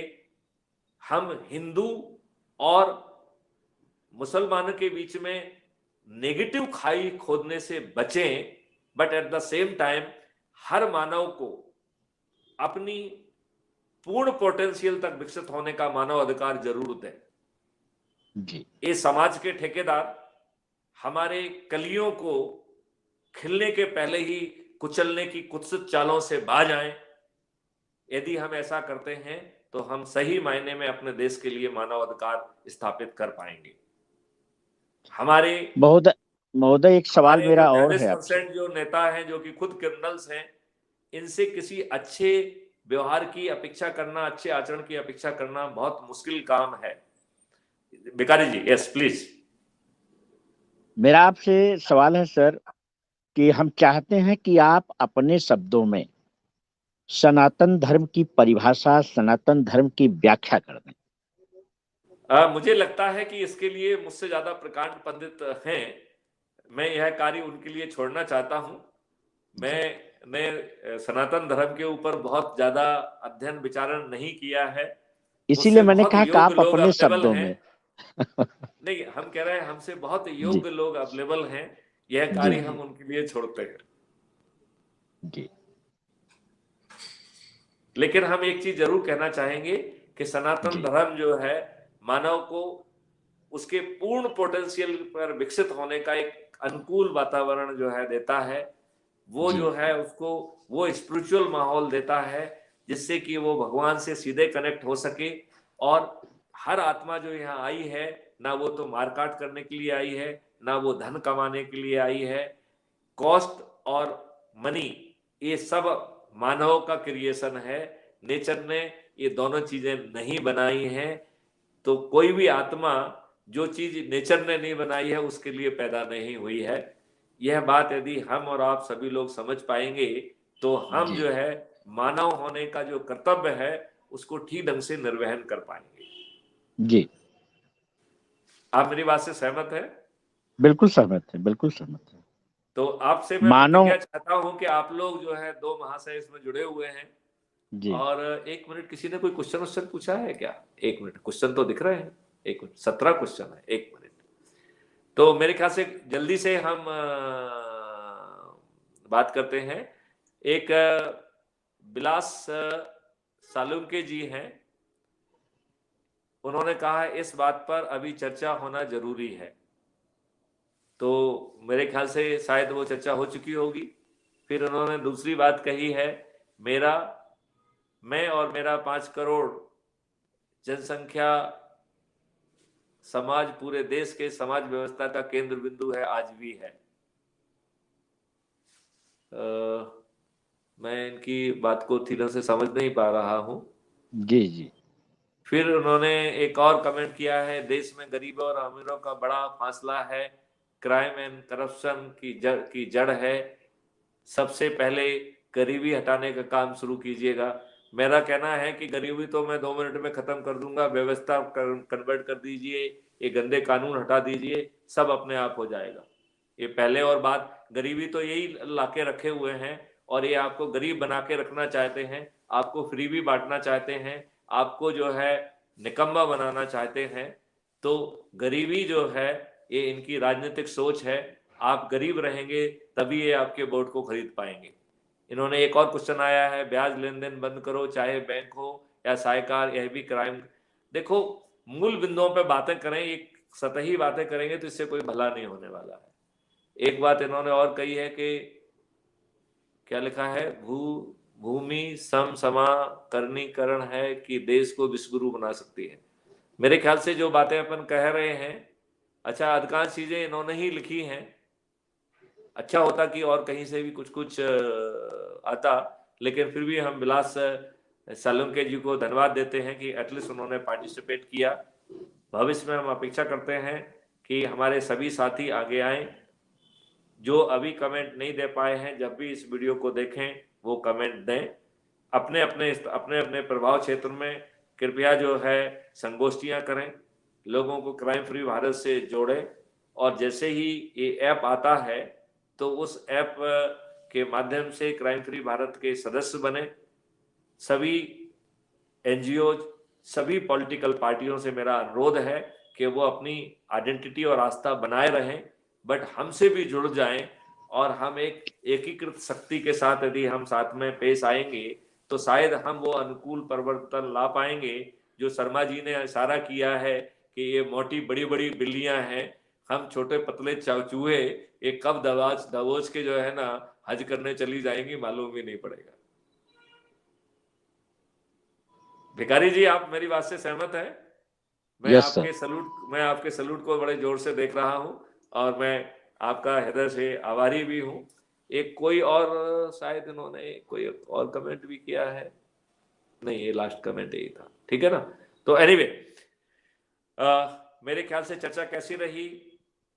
बहुत अच्छी रही, बहुत अच्छी। हम आप लोगों से और दर्शकों से जानना चाहेंगे, क्या आप लोग इस बात से सहमत हैं कि पार्टी मुक्त और खर्च मुक्त चुनाव व्यवस्था संभव है, जो आज से ज्यादा पारदर्शी भी होगी, खर्च विहीन भी होगी, महीनों तक पुलिस को वो भी नहीं करना होगा, उम्मीदवार को बूथ के एजेंट और फालतू की चीजों में जो है ना अनावश्यक एनर्जी खर्च नहीं करना होगी, और हम जो है बहुत प्रभावी ढंग से एग्जीक्यूटिव, लेजिस्लेचर और जुडिशरी को सेपरेट भी कर पाएंगे। आपकी इजाजत से, यदि आप और कुछ प्रश्न आपके जेहन में नहीं है तो मुझे लगता है कि संवाद बहुत लंबा खिंच गया है, 1 घंटा 27 मिनट हो गया है। अब ये वाणी को विराम देने का समय आ गया। मैं निवेदन करना चाहता हूं सर जी। आपने बहुत बड़ा बात रखी सर, और एक राम राज्य का जो आपने सपना संजोया है, हमारी सबकी ये कामना है कि ये आगे बढ़े और यहाँ का आम आदमी एक सुखी जीवन व्यतीत करे। वही एक राम राज्य का सपना है। ये सपना बहुत अच्छा है आपका, हम चाहते हैं ये सपना साकार हो। अब इस सपने को आगे बढ़ाने के लिए जिस तरह से आप प्रयासरत हैं, आपने अपना एनजीओ बनाया है, आप अपना एक ऐप भी बनाने जा रहे हैं, बहुत अच्छी बात है। काफी लोग उससे जुड़ना भी चाहेंगे, क्योंकि राम राज्य कौन नहीं चाहता, कौन एक सुखी जीवन व्यतीत कौन नहीं करना चाहता, कौन शोषित होना चाहता है? कोई शोषित नहीं होना चाहता, कोई भेदभाव का भी कोई प्रताड़ित नहीं होना चाहता। सभी सुखी जीवन, एक अपना स्वतंत्र जीवन सभी व्यतीत करना चाहते हैं। तो आपने ये जो विचार रखे बहुत ही सुंदर विचार है। अब हम इन विचारों को कैसे आगे बढ़ाएंगे, कैसे हम इसको मूर्त रूप दे सकेंगे, उसका एक खाका एक खींचना चाहिए, उसको हमें कुछ डॉक्यूमेंटेशन हमें करना चाहिए, हमें उसकी एक रूपरेखा हमें बनानी चाहिए, हमें उस कानून का एक मसौदा भी, एक ड्राफ्ट भी हमें तैयार करना चाहिए कि हमारा कानून ये होना चाहिए। इस पॉइंट पे आप कह रहे हैं कि आरपी एक्ट जो है, आरपी एक्ट जो 51 का है, उस आरपी एक्ट के कौन से सेक्शन में कौन कौन से अमेंडमेंट होने चाहिए, तो वो हमारे एक आलेख हमारे सामने। यह कार्य हम जो है कानून विद से कराएंगे, क्योंकि मेरे साथ 53 यूनिवर्सिटी जुड़ी हुई हैं, तो उसमें बहुत सारी लॉ यूनिवर्सिटीज भी हैं, मैं उनसे लगातार टच में हूं। मैं आपको एक चीज बताना चाहूंगा कि मैंने क्राइम फ्री भारत के लिए एक कानून ऑलरेडी बना के ड्राफ्ट फॉर्मेट में गवर्नमेंट ऑफ इंडिया को भेजा हुआ है। जैसा कि मैंने अपने परिचय में बताया था कि मैं एक नेशनल पुलिस मिशन है जो कि गवर्नमेंट ऑफ इंडिया की स्कीम का है, जो 2009 में माननीय मनमोहन सिंह जी ने प्राइम मिनिस्टर कार्यालय में चलाया था। 2014 में वो गृह मंत्रालय होते हुए बीपीआरएनडी में अभी हाउस किया गया है। हमारे 2 प्रोजेक्ट उसमें नेशनल पुलिस मिशन के रूप में स्थापित हैं, जिसमें एक crime free Bharat through automated investigation support system है, जिसमें 5 सर्टेनिटी हैं कि बिना थाने जाए आपकी एफआईआर दर्ज हो, यदि कोई गलत FIR दर्ज करता है तो उसके विरुद्ध सार्थक कार्रवाई का प्रावधान उसी सिस्टम के तहत हो। हमारा सबसे छोटा ऑर्डिनरी स्तर का पुलिस ऑफिसर बैकएंड सपोर्ट के आधार पर सभी विवेचनाओं को हर हालत में 15 दिन में पूर्ण करे और ऐसे इनफॉलिबल एविडेंस के साथ करे जिसे बिना कोर्ट जाए डिस्ट्रीब्यूटेड कोर्ट ट्रायल के माध्यम से 1 महीने में न्याय किया जाए। यहाँ जानबूझ के मैं कन्विक्शन से बच रहा हूं, क्योंकि यदि हमारा दुष्ट व्यवस्था किसी को जबरदस्ती फंसाती है तो उस व्यवस्था को भी जेल में भेजने की कार्रवाई ये सिस्टम करेगा। फिर इसमें चौथी सर्टेनिटी है, सर्टेनिटी ऑफ प्रिवेंशन। तो इस व्यवस्था के तहत एक डिजिटल चित्रगुप्त बनाया गया है और ये डिजिटल चित्रगुप्त जो है वो national authority for scientific and technical assistance in investigation and detection of crime के तहत से कंसीव किया गया है, जिसका ड्राफ्ट हमने ऑलरेडी गवर्नमेंट ऑफ इंडिया को भेजा हुआ है। This is under schedule 7 list 1 entry 65C of our constitution. It is under waiting. हमें BPRND ने कहा है कि साहब इसकी आप बैटिंग कराइए। हम यहाँ के एक बहुत बड़ी संस्था के माध्यम से उसकी बैटिंग करा रहे हैं। तो हमने ऑलरेडी इस कानून के माध्यम से राइट टू प्राइवेसी दिया है। हमारा ये मानना है कि भगवान के पास भी एक चित्रगुप्त है। जब हम मरते हैं तो वो हमारी वीडियो क्लिपिंग हमको दिखाता है। क्या कभी ऐसा हुआ कि आपकी वीडियो क्लिप उसने आपकी पत्नी को दिखाई हो या पड़ोसी को दिखाई हो? ऐसा कभी नहीं होता है। इसका मतलब है कि जो भगवान का चित्रगुप्त है, जो कि अकाउंटेंट जनरल ऑफ गॉड है, वो आपकी प्राइवेसी का पूरा ध्यान रखता है। तो हमने जो डिजिटल चित्रगुप्त बनाया है, which is capable of having 360 degree information about everybody. आगे चल के अभी हो सकता है कि 50% केसेस को जो है ना वो प्रिवेंट कर पाए, लेकिन 3-4 साल में निश्चित तौर पे वो 90% और उसके अबव लोगों को अपराधों को कंट्रोल कर पाएगा। और जब हमें सभी अपराधियों के बारे में 360 डिग्री में हर चीज मालूम है, तो 5वीं सर्टेनिटी है जो कह रही है सर्टेनिटी ऑफ रिहैबिलिटेशन। अपराधी को अपराधी ही क्यों बना रहने दिया जाए, उसे रिहैबिलिटेट कर दिया जाए। इसमें 5 रेवेन्यू स्ट्रीम है जो इतनी भारी है कि हमारे भारत जो है ना केवल उन रेवेन्यू स्ट्रीम के आधार पर समृद्ध हो सकता है। और देश के लिए इतनी रेवेन्यू स्ट्रीम इकट्ठी हो जाएगी कि शायद उसके सामने ही आपके इनकम टैक्स और जो है ना GST BST सब बौने हो जाएंगे। मैं थोड़ा सा इसे, हालांकि समय ज्यादा हो रहा है, समय इजाजत नहीं दे रहा है कि खुलासा किया जाए, लेकिन फिर भी मैं एक शब्द में उसे कहना चाहूंगा कि यदि हम अकेला मोटर व्हीकल एक्ट को ले लें, और मोटर व्हीकल एक्ट में जो 2019 में प्रावधान किए गए हैं, 2000 से 25,000 तक का फाइन का प्रावधान है, और यदि लॉ इन्फॉर्मेशन उसी क्राइम को करता है तो यह उसका डबल उसको पेनल्टी लगेगी, मतलब उसको 4,000 से लेके 50,000 का वो है। अब अपन सबसे छोटा यदि अपराध ले लेते हैं और उसे कैप्चर हम IoT CCTV और ऐप के माध्यम से करते हैं, और वो हमारे डिजिटल चित्रगुप्त के पास पहुंच जाता है और उसको वो प्रोसिक्यूट करता है, तो 2000 मिनिमम कंपाउंडिंग फीस की बात कर रहे हैं, तो 2000 में से 1000 शासन को जाएगा और 1000 उस व्यक्ति के पास जाएगा जिसके सिस्टम ने या जिसने उसे कैप्चर किया। अब यदि पूरी देश की 137 करोड़ जनता केवल एक बटन दबाती है तो देश को 1,37,000 करोड़ रुपए मिलेगा, और इतना ही पैसा पब्लिक को भी मिलेगा। अभी मैं इस बजट में सुन रहा था कि हमारा इनकम टैक्स का जो बेस था वो 3.8 करोड़ कुछ था, जो बढ़ के अब 8 करोड़ हो गया है, और हमारा इनकम टैक्स से जो रेवेन्यू कलेक्शन है वो 10 लाख करोड़ है। तो जिस ऐप की बात कर, सबसे छोटे ऑफेंस की बात कर रहे हैं, यदि पूरी जनता 10 बटन दबा देगी तो हम 11,37,000 करोड़ रुपए जो है एक दिन में इकट्ठा कर पाएंगे। GST शायद इससे दुगना कमा रही होगी, तो 2 दिन और लगा देंगे तो 3 दिन में जो जितना भी आप रेवेन्यू या टैक्स कलेक्शन और इतने जो ना उससे कर रहे हैं, वो 3 दिन में जो है ना हमारा क्राइम फ्री भारत सबसे छोटे ऑफेंस के माध्यम से कलेक्ट कर लेगा। हमारे पास ऐसे मॉडल हैं कि हम दुर्घटना मुक्त भारत बना सकते हैं, और दुर्घटना मुक्त भी बनेगा और रेवेन्यू की वर्षा भी होगी। तो ये रेवेन्यू जो इस तरीके से इकट्ठा हो रहा है, जिसमें बंदर बांट हो रहा है, जो कि आपके देश के प्रधानमंत्री कहते हैं कि साहब हम 1 रुपए भेजते हैं तो 85 पैसा जो है वो आपकी पाइपलाइन खा जाती है। तो ऐसी कंडम पाइपलाइन को बदला जाए, ऐसी कंडम पाइपलाइन को अकाउंटेबल बनाया जाए। उन्हें लॉर्ड क्यों बनाया गया है? उसके सामने हर कोई जो है असहाय सा क्यों है?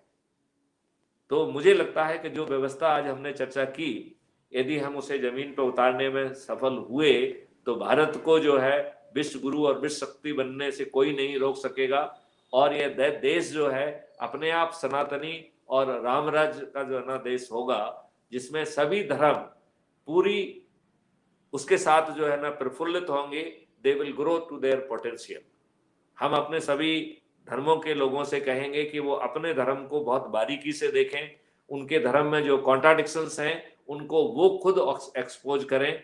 कोई भी धर्म गलत चीज नहीं सिखाता है, ये बीच के लोगों ने उसे पॉल्यूट करके खराब कर दिया है।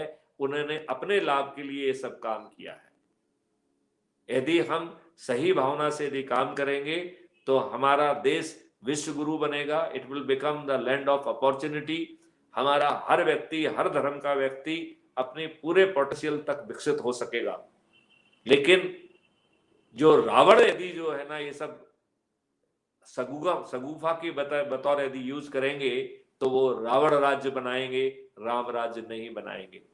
इन रावणों के मुगालते में यदि आप आएंगे तो इस देश का आप अहित करेंगे। मेरा सिर्फ यही कहना है।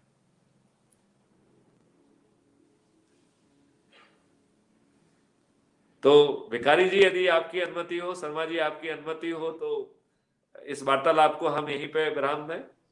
जी ठीक जी है साहब, जी धन्यवाद। बहुत अच्छा आपने आज बातें बताई। बहुत बहुत आभारी आपके, बहुत बहुत धन्यवाद। शुभ इस रात्रि। संवाद को आगे भी बढ़ाएंगे। चलिए शुभ इस रात्रि। संकल्प के साथ इस सेशन को अपन समाप्त करते हैं कि हम सब जी लोग अपनी शक्ति से भिड़ेंगे और हमारा जी अपना क्षेत्र, प्रभाव क्षेत्र में हम छोटी छोटी संगोष्ठियां करेंगे। क्राइम फ्री भारत पर 1000 से ज्यादा वीडियोज अवेलेबल हैं, उनका हम जी उपयोग करेंगे। जब वो चाहेंगे हम डिजिटली उनके बीच में जो है ना हाजिर होंगे। हम एक डिजिटल जो है प्रेजेंस को ज्यादा महत्व देते हैं, क्योंकि डिजिटल प्रेजेंस में आप कोई ओछी और बौनी बात नहीं कहते। तो मुझे लगता जी है जी। कि आपकी जब संगोष्ठी आप चाहेंगे, जब भी आप मुझे हृदय से याद करेंगे, तो मैं भौतिक रूप से भी पहुंच सकता हूं और डिजिटल रूप से भी आपके बीच पहुंचूंगा, आप लोगों की बात सुनूंगा। और आपको मैं ये भी बताना चाहता हूं कि 53 यूनिवर्सिटी से हमारा MOU है।